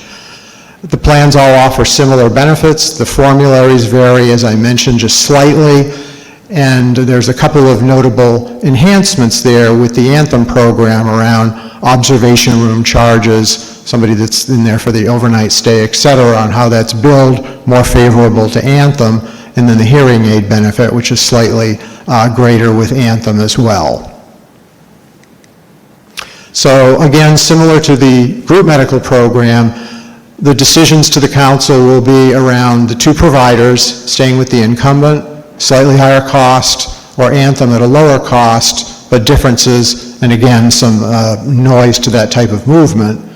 And then the three different participation contribution options, keeping the city's contribution as is, or the city could absorb the full cost if they preferred to, or the third option, which is the one we recommend, the city and the participants' costs both go up an equal amount, 18%. That's the increase. That's the end of what we have for I don't see any presentation. lights right now. Thank you for your presentation. There's always a lot of information. And generally, when you all come to us, it's always close to the time for open enrollment. I wish we had more time with these numbers or with this information to make a decision. That's the first thing. Like generally, annually, I always feel like when it comes, we got to get it out before open enrollment. Open enrollment is in October, generally, and we're middle of September. And you all just shared a whole lot. I also, since I've been here since 2014, taking office, I've been on Kaiser, I've been on Cigna, I've been on Humana, I've been on Aetna. I feel like we change like every year. And I know the decisions are being made financially. I mean, staying with Aetna is like $2.6 million. Like, where's that coming from? But like, I literally feel like every other year, I'm getting a new insurance card. I think the one that we stayed on the longest may have been Kaiser. And then we decided to go to the traditional market, but this constant changing every year of insurance providers. I can imagine what that's like on our employees. You know, while yes, a lot of times the majority of providers are covered, there's some that are not. It requires them to change their coverage or pay more money. And so the slide that you shared that showed what the employees' contributions would be under alternatives 1, 2, and 3, it would be great to have right next to it what they currently pay. Because I'm not able to see, unless I probably go back in different slides, what that impact is, right, at different levels. And so I know that would be helpful for me. When do you all need this decision? And that's slightly rhetorical because open enrollment starts in what part of October? Well, Medicare Advantage, that enrollment October nationally is the 15th, October 15th. And East Point's open enrollment, I apologize, we have a little more time on that one. I apologize, I don't have the exact date. Councilmember Freely and then Councilmember Ziegler. I just was confused by something. I think it was on the third to the last slide, if you can go back to that. No, go forward. Oh, I'm sorry. There. Can you explain the difference again between option 2 and option 3? I missed what the difference is, aside from what's obviously... Yeah, this is for Medicare Advantage. So option 2 would keep the city's contributions the same. So in other words, you're currently paying roughly $355,000 annually. So it would keep those costs the same. But because of Anthem's lower rate, option 2 would lower the participants' premium by approximately $23 a month. Option 3 is keeping the retiree contributions the same. So in other words, switching to Anthem being at a lower cost, so the retiree contributions don't change from where they are now, and that additional savings would go to the city, which would equate to the $40,000 annually. Okay, so it's the difference between retirees and current employees? Is that... Well, I'm sorry, this is strictly for the retirees, the Medicare That's what I thought, so Advantage. I'm still missing the difference.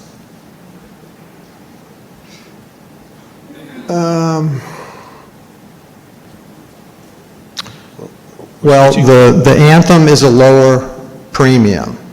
So in option 2, you're lowering the the participant premium, excuse me. In option 3, instead of lowering the participant premium, you're lowering East Point's premium.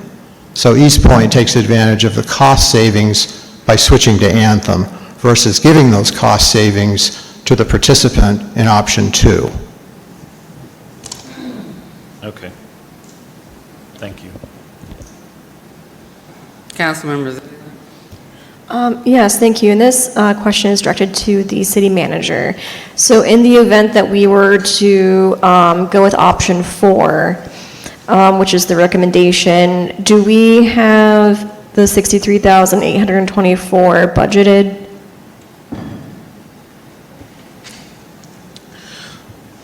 I won't say that we have it budgeted, but we do have the ability to pay for it. So Okay. it may result in transferring funds from reserves, but we certainly can do that. Okay, I'm sorry. So so it sounds like that we would take it from reserves. Is that what I heard?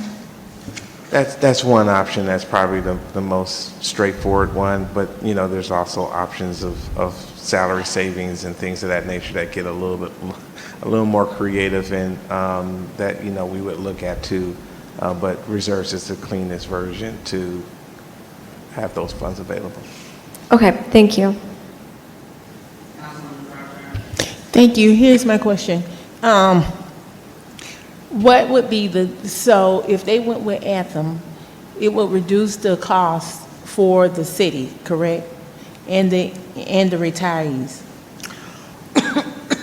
You could go one way or the other. If you're talking about Medicare Advantage. Yes. Yes. So here's my question.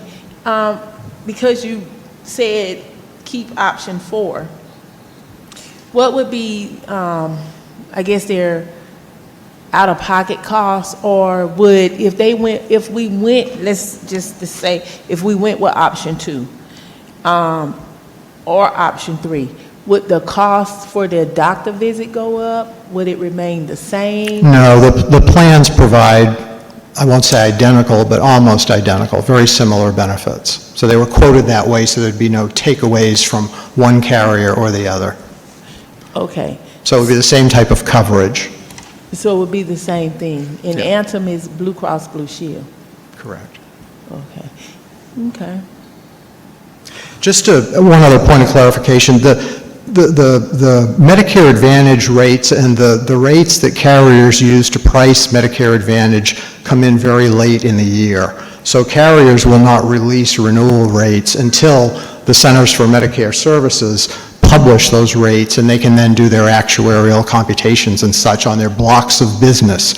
As much as we'd love to deliver these things and have these conversations second quarter, we can't. So it is kind of to the last wire, to the last minute. And the same is true with the medical plan. A lot of times, as Charles could speak to better than I can, but the underwriting process involves claims data, and these carriers, paid versus incurred and how it's reported, don't report it till late in the year. So we're at a disadvantage of getting renewals and then being able to negotiate. We do keep the HR folks, Iris, up to date. We have conversations with the management people as best we can on this, and we do provide quarterly dashboards with updates and reports and such. So we do the best we can. We understand, and we share the pain and your thoughts about moving carriers. We hate to move it. It's a lot of work for us. It's a lot of work for the city with the technical stuff that goes along, and it's painful to participant. So we do try to do everything we can, particularly by negotiating very hard with the incumbent carriers, so we don't have to do that. But as Charles mentioned, Aetna had dug themselves into a hole, and they just said no. So it's been a tough year for all employers. So, and here's my last question. On one page I saw, and maybe it's the next slide, where it had, right here. So, Anthem hearing aid benefits is $1,000 versus Aetna $600. So then there is a slight difference. Yes, that would actually be an enhancement. That's why that's labeled Anthem for notable enhancements, because they did offer 2 enhanced benefits over what you have now. So we didn't, again, we were trying to keep everybody apples to apples so we could have fair pricing, but those were two inherent features in their program. But again, the only reason we're really, and HR agreed with us to lean to Aetna is for item number 1 and number 2, that's all. Councilmember Cummings. Thank you, Madam Mayor. And just to kind of echo some of the sentiments that the mayor said, you know, they go to different carriers. She's with Kaiser, Aetna. So the city, they just have the one carrier, which is, what is it? Aetna. Right now. Yeah. Now, so, and I'll just say, my insurance comes from the city of Atlanta. Is there any sort of option where you, because I know people, they become comfortable with their doctors that they have, and you just keep going through the motions of getting a new doctor every time, every so many years. Is there some sort of option that they have that you have, like Kaiser, Cigna, Anthem, and the employee is allowed to choose that carrier? I don't know if that option is here with the city, or just how, I don't know what that would look like as far as like the different contributions that the city would possibly have. But I just know in Atlanta, all of the carriers are listed, and the employee, they'll spell it out what it is, and then from there, you're able to choose which carrier you'd like. So is that something that they could possibly consider? I don't know. That's something that you could do. The issue would be just given your size as compared to like the city of Atlanta. Okay, I didn't know if that was an option, but I just know what the. Because what will happen is you'll split the population, and depending on the differentials within the plans, you're going to have one plan that might attract the better risk than the other. So those that take that risk, that plan may only be around for a year because you're going to get hit pretty hard in that situation. So what we've always tried to do is we would keep you with the same carrier so that they could mix your overall risk with one carrier, but offer different levels of plans. That's why you have an 80% plan and an 85% plan. So that you have, employees do have an option to take a richer plan versus a less richer plan.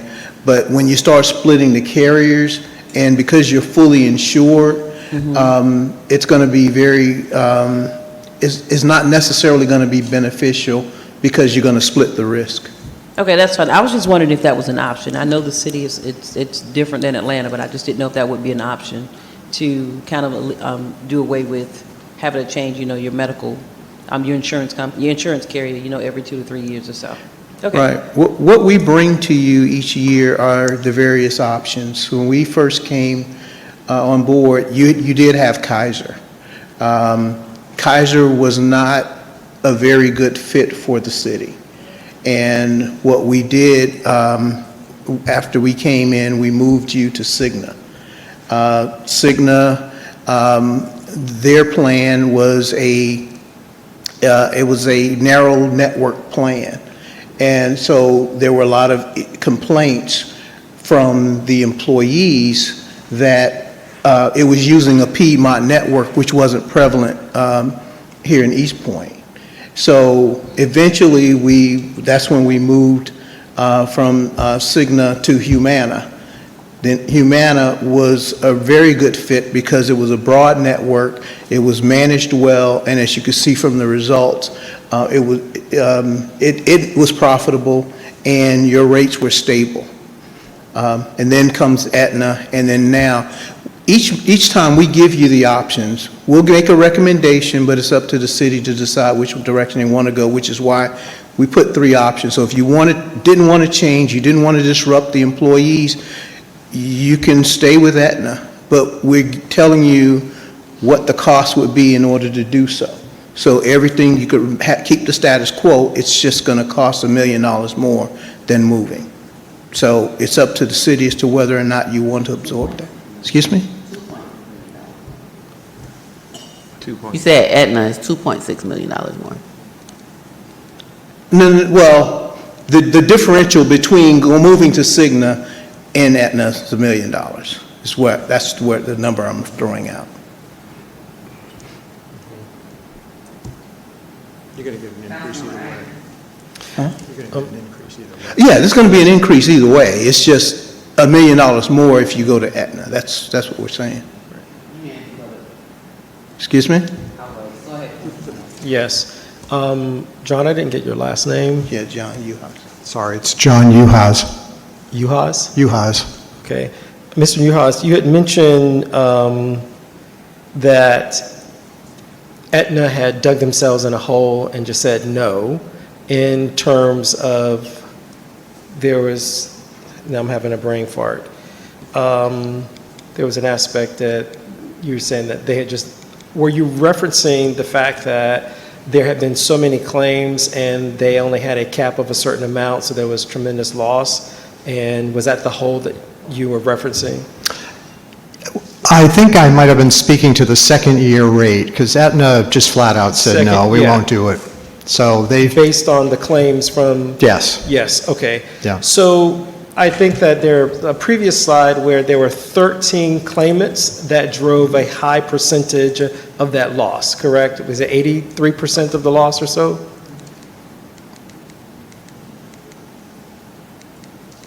Sorry. I think, yeah. 33. Yeah, 33%. 33% of that loss. So would some of this be mitigated through a robust wellness program? The city does a lot right now, so we really exhaust all the funds that are available from the carriers, so that's why we try to negotiate subsidies from the vendors for the wellness programs. So most of these conditions aren't conditions that would really be corrected by a wellness plan. These are situations that kind of the horse has left the barn, so to speak. They're chronic type conditions.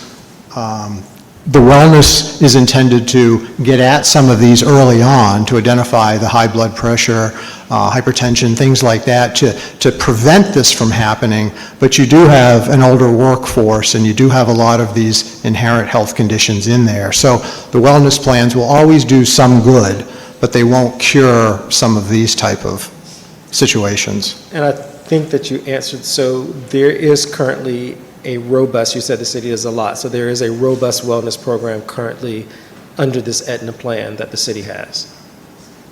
Yes, and I know the HR department is putting forth a fourth quarter initiative too, to use up the remaining funds that are under that budget. So Iris and her team there are pretty on top of these things, and we coordinate with the carriers to identify what plans are going to get the most bang for the buck on the wellness initiatives. Okay, thank you. Mr. Jones? Yes, I'm just going to ask the gentleman to remind me. I know that we spent a lot of time talking through some of the disruptive possibilities, but one of the factors that you shared was that the doctors were shared amongst the plans at a 90 percentile rate. So could you just talk about that? Yes. We do an analysis, and one is for access, just how available are the doctors in each of these carriers' networks, how accessible are they to your employees, and we ask for certain criteria here that's on the left, 2 providers within 10 miles, 2 OBs within 10 miles, 2 specialists in 15, pediatricians in 10, and a hospital within 15 miles. So with that, that tells us that there are going to be providers available, but not necessarily the providers that your employees are using. So that's why we do the disruption analysis, which is the next one below, which tells us the providers that your employees are actually using, and it tells us how many of these providers, or what percentage of these providers are in network in each of these carriers' networks. And as you can see, the lowest is at 98.1%. So you pretty much have the providers that your employees are using are, for the most part, in all of the networks. There's a very small disruption, typically around less than 2%. So Can you go back to the option 4? I think it's the Medicare Advantage. Does that option 4 assume staying with Aetna? It doesn't mention the provider. Both cities and Yes. participants absorb. Is that I Aetna? apologize. Option 4 would be staying with Aetna as well as option 1. And what is the difference between the retirees' cost increasing from $18.33 to $123.43? The cost increase is the $18.33. So the retiree cost, which is currently up at the top, $104.60, would go to $123.44 a month. That's the $18.33 increase. Oh, okay. I thought it was It's saying okay. 18. It's a confusing slide. I apologize. There's a lot So of the notes. increase to retirees is Yeah. $18.33. So my question is, I mean, the insurance for the employees, that's a lot of numbers and a lot of information.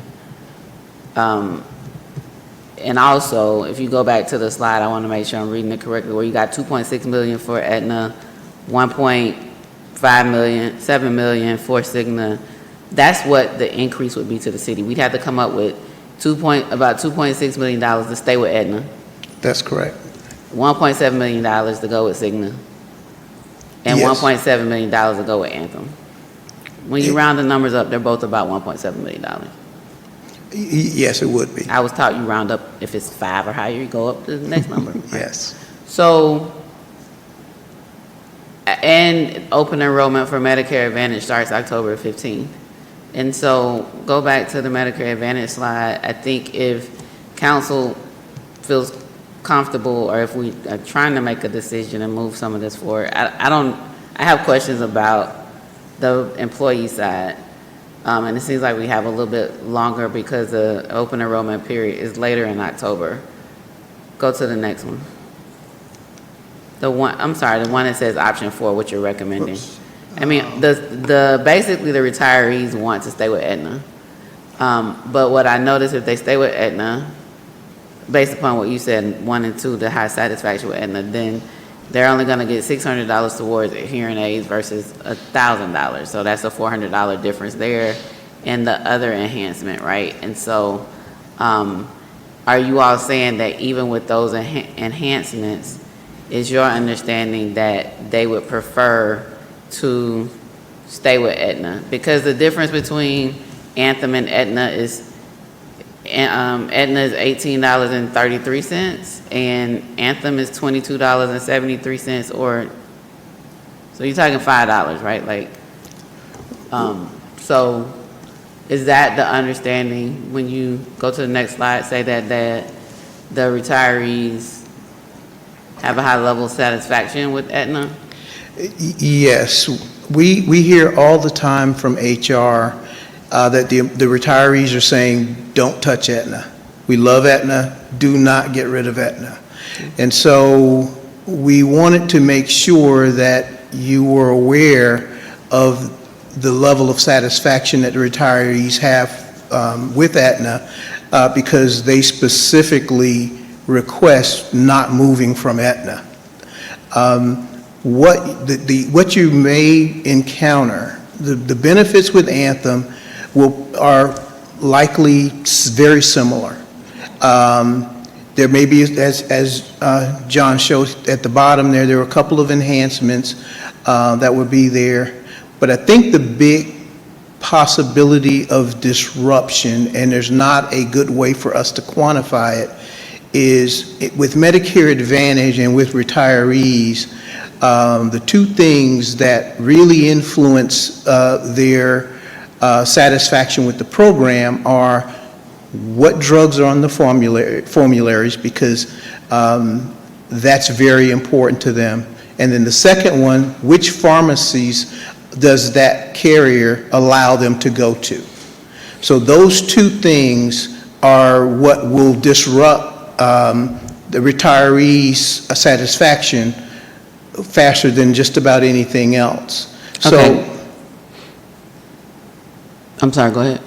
No, so what we wanted to show you is you can move to Anthem. They're going to be comparable benefits, but those things that we can't necessarily quantify are what drugs each of the retirees are taking and which ones will each of the carriers have on their formularies.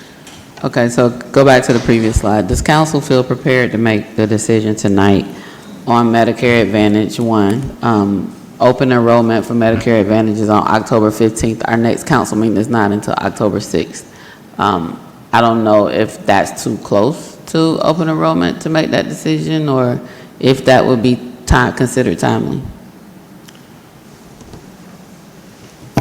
Unfortunately, there's postal mailings and such to the retirees, so that's one concern, is just having time to print the material, get it out to them. So if you couldn't make the decision tonight, and actually we were not expecting you to, Iris had forewarned us that typically not, we would be at risk, but we will certainly do everything we can to get things done on that. If we don't make a decision tonight, our next meeting is not till October 6th, which is 9 days before open enrollment. Right.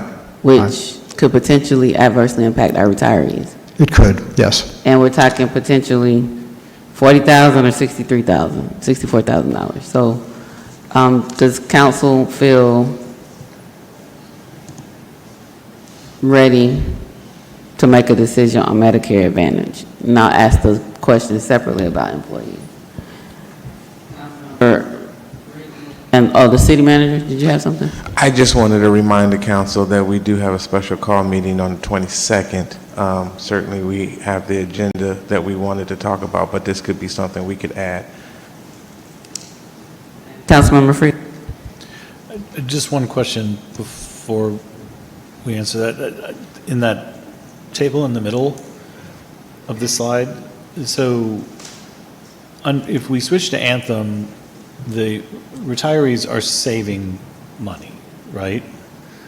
And so is it your experience that they would prefer to pay more to stay with a plan, or would they prefer to save money?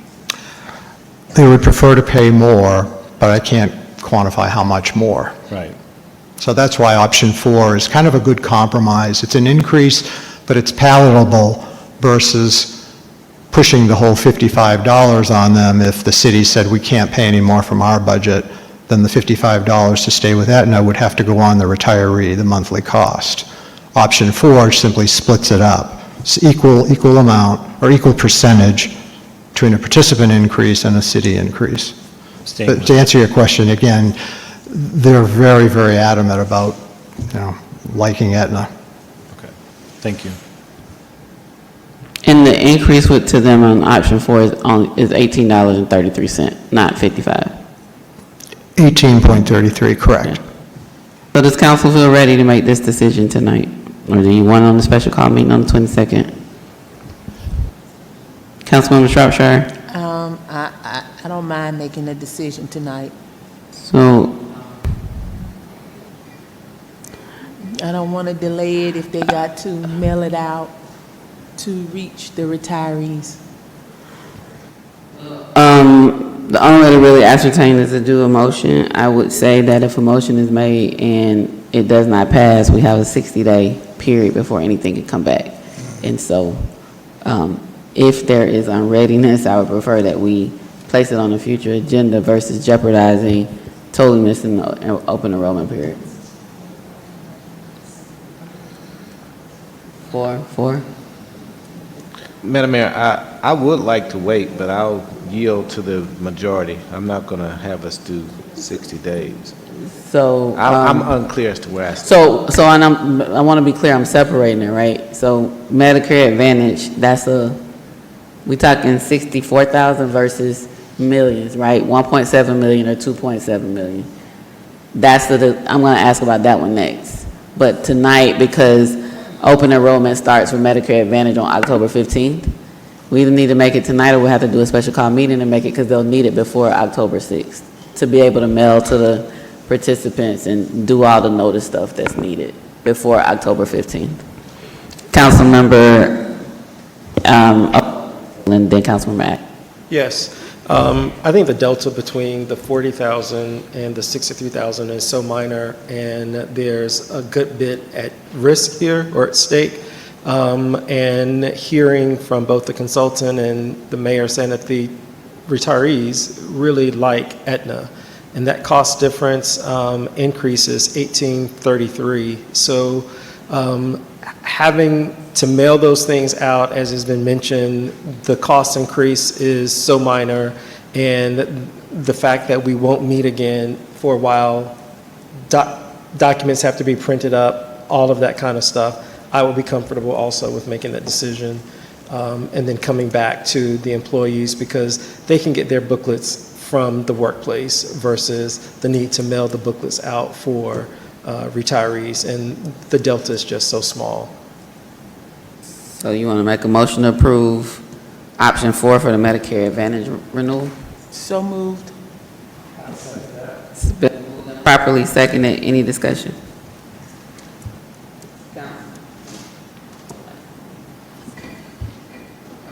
All those in favor? All those opposed? Motion carries. Okay, so that take care of that. Now let's go back to the slide with $1.7 to $2.7 million. It's a lot of, 2.6, my bad. That's a big decision. When does open enrollment start? And I feel like it's towards the end of the month of October, if I recall.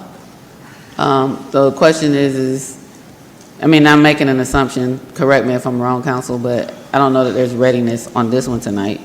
And the question would be whether or not we put on the September 22nd special call meeting or the October 6th council meeting. I can't imagine that if we go past October the 6th that they'll be able to do what they need to do for open enrollment. October the 6th, September, and I feel like we're probably going to be here for a minute already on the one thing. Madam Mayor, the open enrollment dates are set currently for October 27th through November 14th. So that would give them 3 weeks if we make the decision on October 6th. Okay? So let's move the employees. If we can go, I can't remember, I think it's before this one. The slide before this one. I'm sorry. No. I'm looking for that one. It would be helpful to have in the column next to it what the employees are currently paying for each of these options. Yes, Or we can just provide period. I that. guess it would be the same all the way down, right? Right. We can give you a new chart with that on it, but we can tell you what those numbers are, those 6 numbers are. Yeah, I'd do better if I can That's fine. read We it can do and that see then. it. I might even make a note, do some basic math, I don't know. Okay. All right, so October 6th for the 2026 medical benefits for voluntary benefits and employee contributions. We already taken care of Medicare Advantage. Thank you all so much. All right. Well, thank you. Next up, you're after this one, attorney. Thank you for your patience. I'm just trying to clear them out. I think we might be a minute with you, and then we have a couple presentations. And Mr. McGriff has been patiently waiting tonight, and he was here with us at the work session. So let's go to item number 22. Can I get a motion to open the floor for discussion and possible action? So moved. Is there a second? Second. It's been moved and properly seconded. Any discussion? All those in favor? Aye. All those opposed? Motion carries.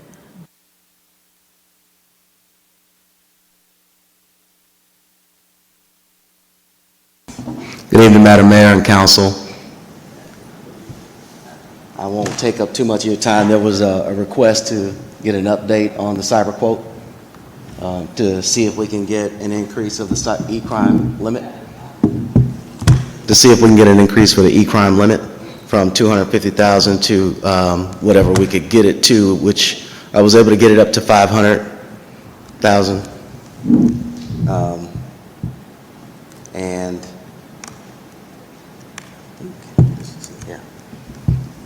the increase in premium, I actually brought it up to just about right where you were last year in premium. So it's about 81,000.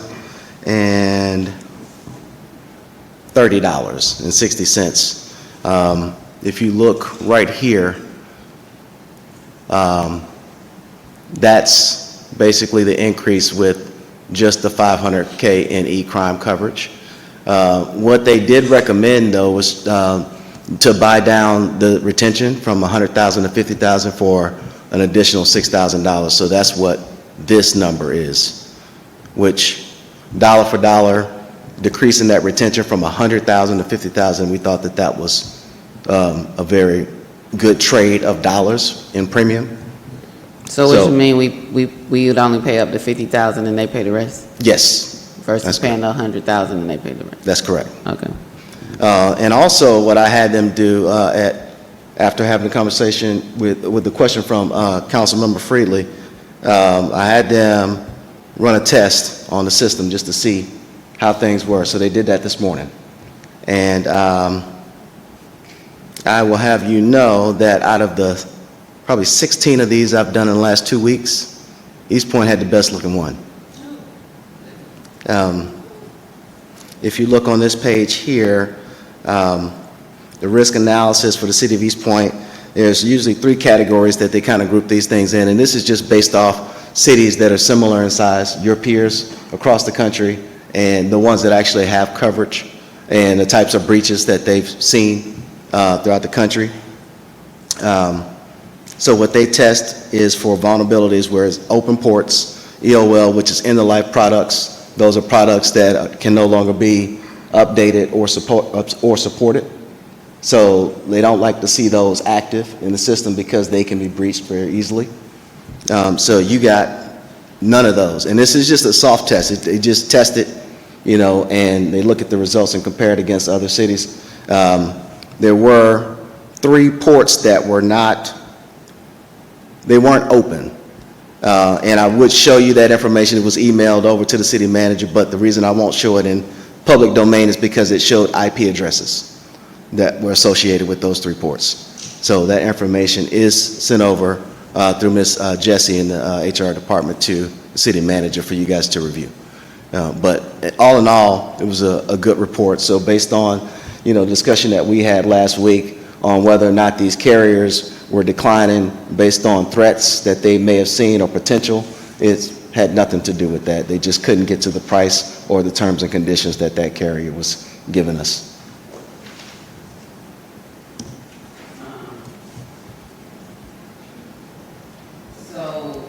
And I noticed the agenda item number didn't change. So initially it was $2,562,101.20. What should the number be? $2,577,108, maybe. And 40 cents. And 40 cents. All right. Any other questions? If not, can we get a motion? Did I? So the motion would be to approve the 2025-2026 liability and property and casualty insurance renewals from McGriff Insurance Services in the amount of $2,577,108.40 for the period of October 1st, 2025 to September 30th, 2026. It's been moved and properly seconded. Any discussion? All those in favor? All those opposed? Motion carries. Thank you so much for your patience and for looking into that and getting that information for us. We appreciate Thanks, it. Mayor and Council. Y'all have a great night. You too. And I realized that we actually moved the fire department from work session to this meeting to try to get information to the public during the presentation. So I don't think they'll take long. We probably won't have much questions on it. They have shared information with us before. But we'll take this last brief presentation, and then I'll ask council for a motion to go into executive session for 2 legal matters. Thanks, Chief. Thank you, Madam Mayor and And Deputy Chief. We appreciate y'all We definitely appreciate being it. flexible. And we're going to try to keep it very brief, I promise.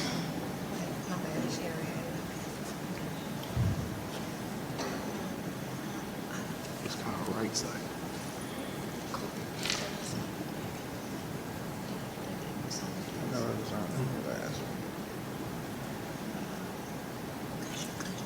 I'm gonna just do it. Probably messed up.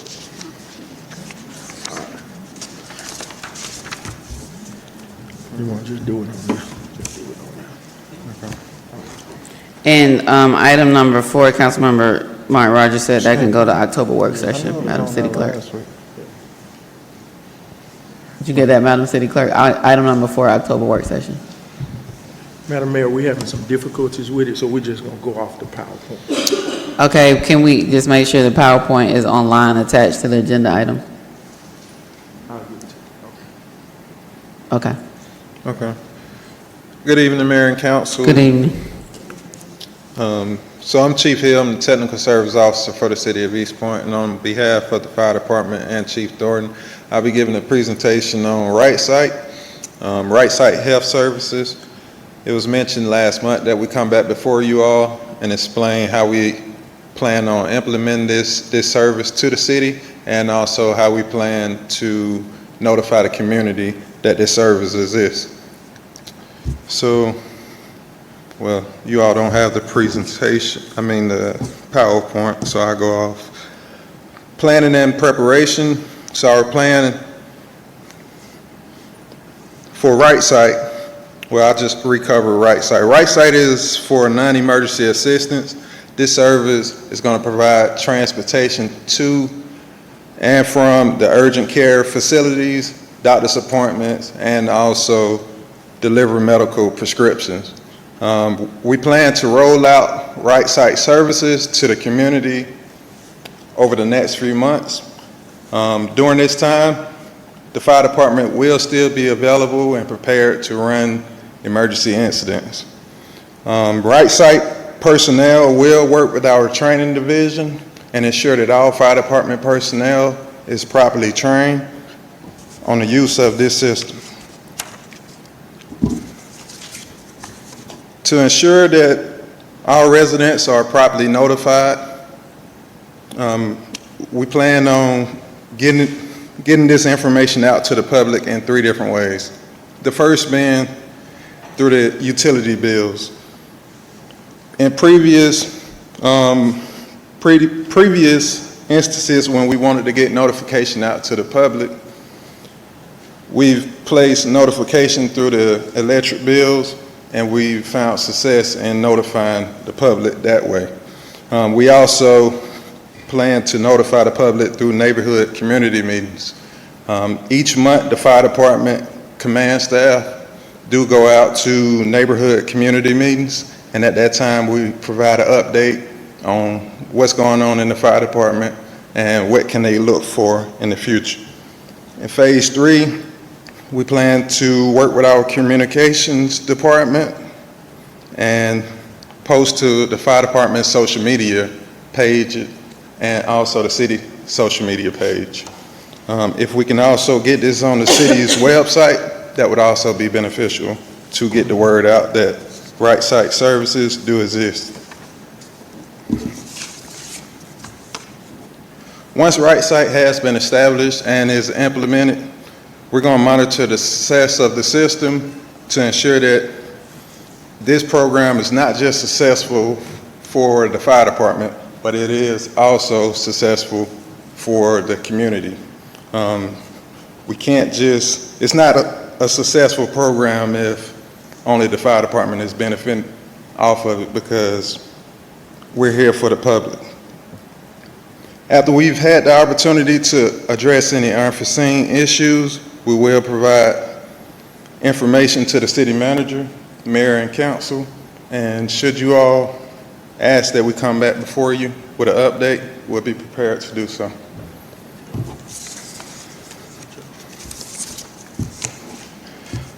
Before I take any questions for you all, I do want to notify the public that this service is not mandatory. If you decide that you do want to still go to the hospital by ambulance, we're still going to keep an ambulance en route. However, should you choose to go with the Right Site Health Services, we will put you in contact with Right Site so that they can get you the medical attention that you do need. At this time, that completes the presentation. I will take any questions that you all have. I think before opening up, just to piggyback on that, if you could just walk through, you said if they should choose to go, like, they Okay. call 911 and then what happens? So during emergency incidents, we'll come out as we normally would, and we're going to assess the patient. If it's deemed that this is not a life-threatening emergency, at that time, we'll offer the services of Right Side. If it is a life-threatening emergency, at that time, we're not going to offer it because we feel that you need to go to the hospital by ambulance. But if it's not life-threatening and you decide that you want to use Right Side Health, then we have the technology on board of our apparatus to put you in contact with Right Side Health Services. Does that answer your question? Yes, and is there a cost? That's no cost to the citizens, correct? It's no cost to the citizens whatsoever, outside of if they have an insurance, and we'll go into that once we actually get it rolled out. If they have health insurance, then Right Side will bill the health insurance, and we'll lay all that out once in our communication piece.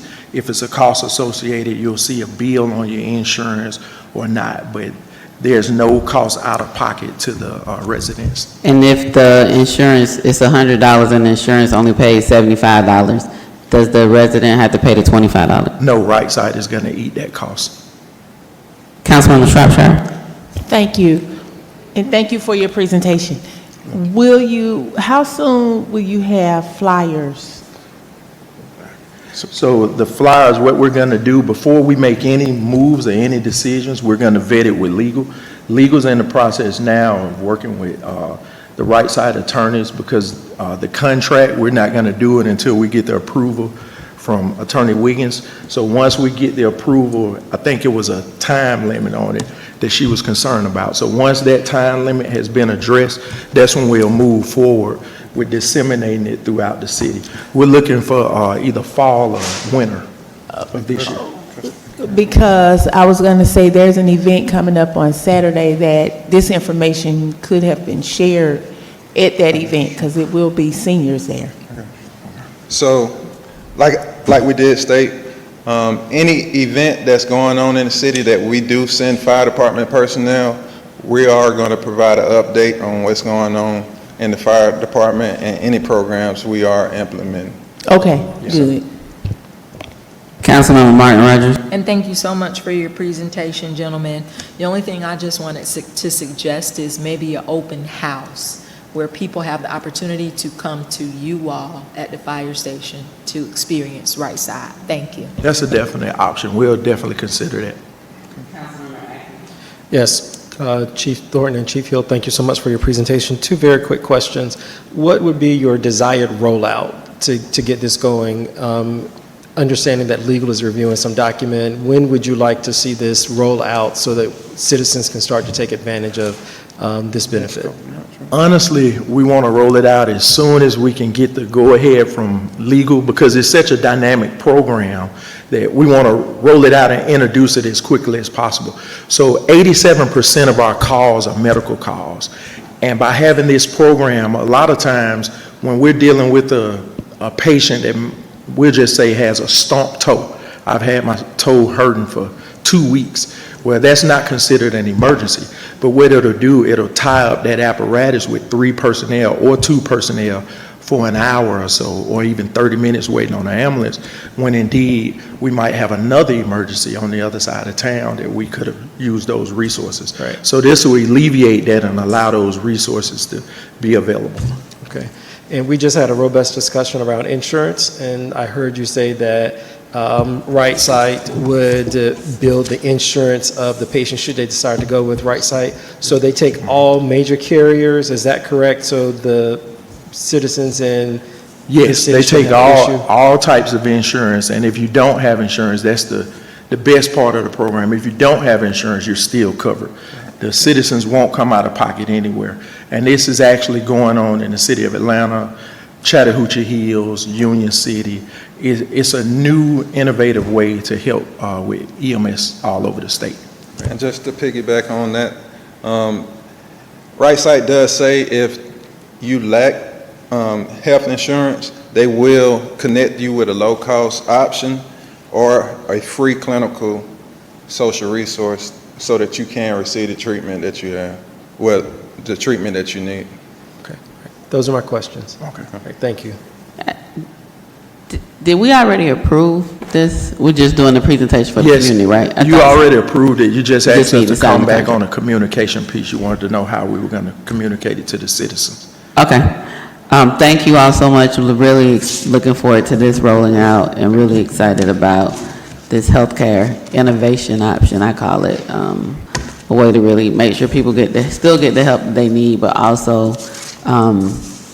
be efficient in managing our firefighting resources at the same time. Thank you, Madam Mayor and Council. And thank you for giving me the opportunity to present to you all this evening. You did a great job tonight. Thank you. I know we have Melissa Echeverria for water. Communications is the only other item that would need staff here, and they have to be here with us to record. Ms. Echeverria, how long is your presentation? Okay. You wise. Let's come on up. Let's try to get that one in really quickly. And then that will take us through all of these. We can even do a motion on consent agenda, would then be at the agenda. We'll recess though before having those discussions on the agenda. Attorney, I think this is only gonna take us maybe 5 minutes. It's a follow-up of something previously, and then we'll be going into executive session. And Mayor, I just wanted to let you know that the communications item was pulled, so we don't have to worry about that tonight. We got to do a motion to pull it because we didn't pull it. It's still on the agenda. But we can do that later. Thank you.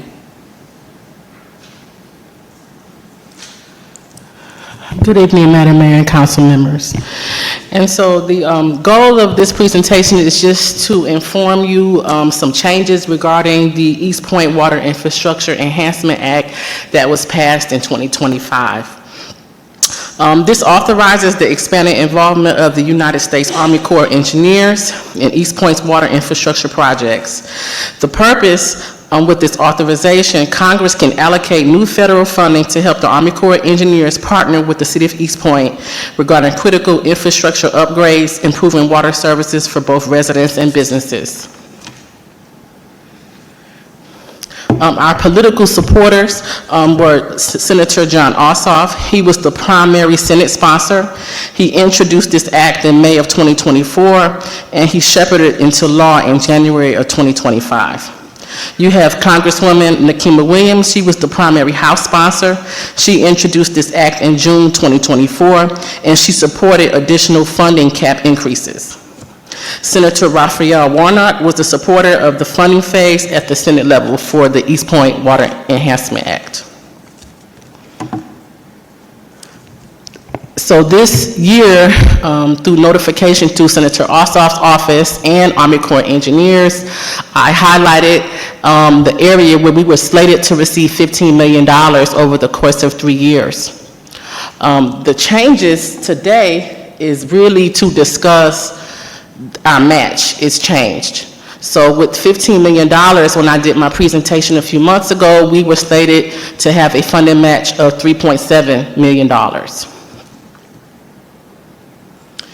The revised award is $19,940,000. The 25 match is $4,985,000, which means it increases by $1,235,000. And so with the funding, we will be rehabilitating our water lines from Sweetwater to our reservoir at Ben Hill, which is located in the city of South Fullerton, to the water treatment plant. So the good news is the Army Corps of Engineers has the total amount.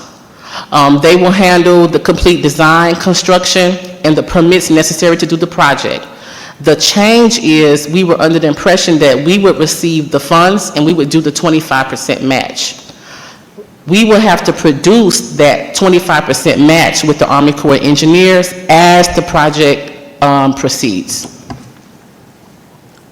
You said the Army Corps of Engineers has the total amount. You mean they have $19 million? They have, yes, they have the money. So that's good news, because, you know, with everything going on, I wasn't for certain if anything was going to change, but they have the entire amount. So I didn't really know how to budget this, and I know 25% is a lot when you talk about millions of dollars. So this fiscal year, I did budget for $1,875,000 in preparation for receiving the award letter.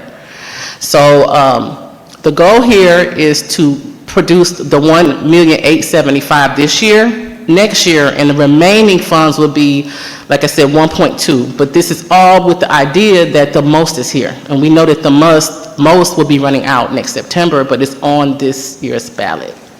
So I don't like to surprise you. The reason why we need to talk about this is because they sent me a draft contract, and I know that those numbers do not match the original award nor presentation. I didn't want to bring that to you without just showing you the changes. So the goal is to talk to you about those changes, and the next workshop, I should have that contractual obligation from the federal government, including East Point funding match. I just wanted you to know that I do have a plan of action in place, but in the event that the most is not available, we may have to look for other funding options. Thank you. So do you need us to take action tonight? No action on the contract when it comes. I just didn't want to say contract and you want to know where the numbers come from. This is to prepare you that the contract is coming, and those numbers are going to reflect the numbers that I just presented you tonight with the new match and the overall increase of the project, which is more of the $19 million versus the $15 million. Councilmember Butler Ziegler. Thank you. Thank you for the presentation, and thank you for, so I guess I have a couple of questions. The first one is, how much are we receiving in revenue from most? It varies. So the last presentation to date without this fiscal year is we've expended $11 million. The budget in FY26, we're slated to reach $17 million. You said the budget was 17, but we've gotten... No, total expended from the beginning of the most to now, we've expended $11 million, but for this fiscal year in total is 17. Is that the money we're going to spend, or that's our projected No, revenue? that's what I have planned spent in our capital budget, because you know we prepare a year in advance for what we're planning to spend now. Do we know how much that we will receive or we received in our last budget? It varies. You know, it's based off of allocation of goods and spending. So we average roughly pay probably $500,000 a month in revenues from the municipal option sales tax. One last question. So with our particular match, understanding that the Corps of Engineers has the total dollar amount, $19 million, which our match to be about $5 million, is it required, what are the requirements for us matching the funds with our percentage? Yes, as the project proceeds, that's when we're required to allocate. The initial award letter would just give us $200,000 for FY25, $14.6 million 2026, and then another $200,000 in FY27. But because we have not received that contractual obligation or agreement yet, we're kind of like a year behind. So it just depends on construction. I do believe that the first year, we may spend probably $500,000. The big year is going to be that second year when construction begins, and the third year is wrapping up any contractual obligation, engineering, design, and probably making sure that we asphalt the road properly. What makes this job a little bit more complicated, but I do appreciate that Army Corps would do it, our water lines cross many, many state routes. I believe that they'll be able to get the necessary permits before we can. So there are some positive things with them taking over the project. We will be involved because we have to have a continuity plan in place, but definitely the state with the Army Corps will be handling everything for us. Okay, thank you. Oh, no questions. I was just gonna make a motion to approve, but if we're not doing that tonight, then we'll just wait. Thank you so much for your leadership and your work. That's almost a $5 million increase for water infrastructure. So we're chipping away at that over $326 million that we needed. So thank you so much for your leadership. And I guess we'll get this either the October 6th or a meeting in October. Yes. The contract will be. Yes, thank you. Thank you. All right, can we, any committee reports? No? Can we get a motion to approve consent agenda items 7 through 21? So moved. It's been moved and properly seconded. Any discussion? All those in favor? All those opposed? Motion carries. Can I get a motion to recess into executive session for 2 legal matters? So moved. It's been moved and properly seconded. Any discussion? All those in favor? All those opposed? Motion carries. We're in recess. Reconvene. Is there a second? It's been moved and properly seconded. Any discussion? It's the wrong agenda. All those in favor? All those opposed? Motion carries. Next up, need a motion to remove item number 23 from the agenda. The city manager said that that was being pulled. So moved. Second. It's been moved and properly seconded. Any discussion? City manager, do you want this to go to a date certain? I think the next agenda. October 6th? Yeah, October 6th. I think it just needed legal review. Going to be a friendly amendment to the motion to place it on the October 6th agenda. No, you gotta make it. Who's, I yeah, move that we, no, just say friendly, yeah. Substitute, let's go with the substitute. substitute, Madam Mayor, I issue a substitute motion that we move this agenda item to a date certain of October 6th. So moved. It's been moved and properly seconded. Any discussion? All those in favor? All those opposed? Motion carries. Thank you so much. We are now on council discussion and possible action on the innovation tag. Can we get a motion to open the floor to talk about that briefly? So moved. It's been moved and properly seconded. Any discussion? All those in favor? All those opposed? Motion carries. At our last meeting, our GIS coordinator had provided the GIS map of the potential boundary area, and then that was shared with the legal team and the consultant working with the team on the plan to try to overlay the Cordis tag on top of it. But have we received any information back from them, Mr. Jones? I hadn't had a chance to follow up with him today to make sure that the other TAD was appropriately laid out, so I'm not sure where he is on that. So we won't ask tonight, but we might need to consider possibly adding this to the September 22nd special call meeting, just for, the goal is just boundaries, right? Like an overlay so we can see that. Are you all okay with that? Yes. Okay. Okay. So I won't, if we get something, the city manager can let us know, and then we can add it to the special call meeting agenda. Next up, motion for discussion and possible action on the list of roadways for LiDAR operations. Is there a second? Second. It's been moved and properly seconded. Any discussion? All those in favor? All those opposed? Motion carries. Either of you present for chief, or, okay. Come on forward.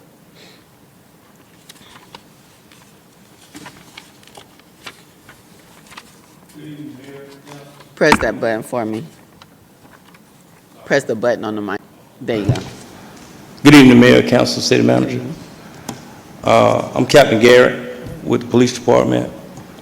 The item number 25, the roadways in question, are the roadways that our officers that utilize speed detection devices need to, these roadways have to be approved every 3 years by DOT. So that's what these roadways are. And this list allows us to share it with GDOT so that we can use the speed detectors on them? Yes, ma'am. Yes, ma'am. So, I'm sorry.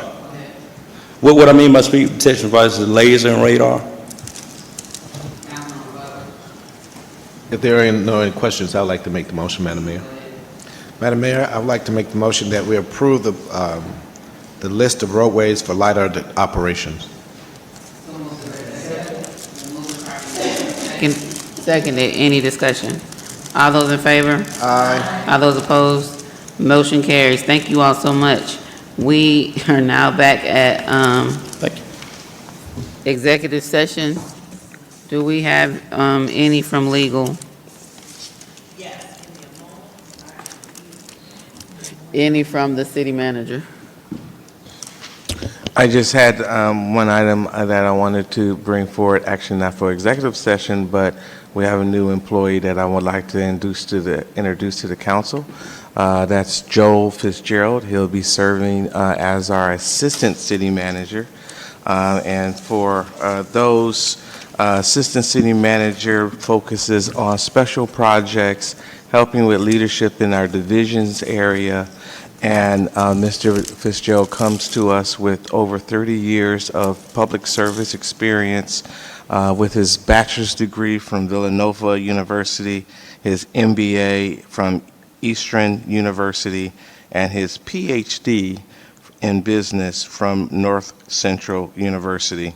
Has a long career in law enforcement, and he's going to be joining our team. Just let them know who you are. So was that your only item?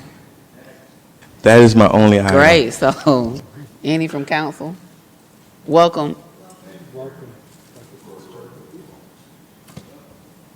What, I'm sorry, I didn't hear you.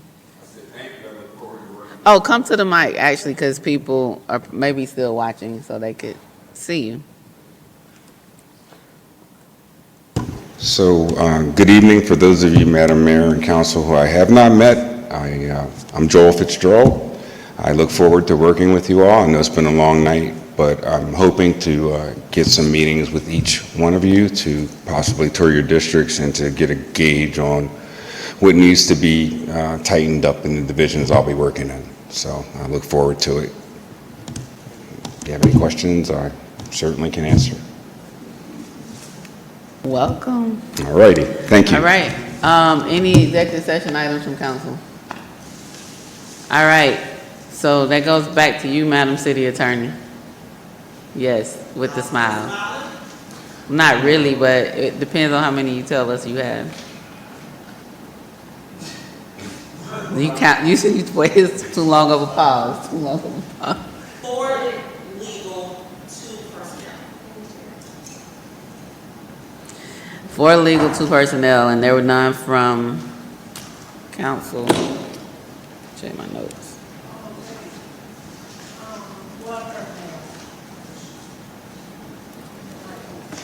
So we need a motion to recess in executive session for 4 legal and 3 personnel items. It's been moved and properly seconded. Any discussion? All those in favor? Aye. All those opposed? Motion carries. We are in recess again. Get a motion to reconvene, please. Second. It's been moved and properly seconded. Any discussion? All those in favor? Aye. All those opposed? Motion carries. Need a motion to proceed as discussed in executive session regarding personnel. Y'all gotta let me finish. I ain't finished reading it. Motion to proceed as discussed in executive session regarding personnel complaints. It's been moved and properly seconded. Any discussion? All those in favor? Aye. All those opposed? Motion carries. In the matter of City of East Point versus Kinsale, need a motion to proceed as discussed in executive session. It's been moved and properly seconded. Any discussion? All those in favor? Aye. All those opposed? Motion carries. In the matter of Chelsea Smith versus City of East Point, need a motion to proceed as discussed in executive session. Second. It's been moved and properly seconded. Any discussion? All those in favor? Aye. All those opposed? Motion carries. Motion to approve executive session meeting minutes. It's been moved and properly seconded. Any discussion? All those in favor? All those opposed? Motion carries. Motion to adjourn. I need a second. Second. All those in favor? All those opposed? Motion carries. Good night, East Warner.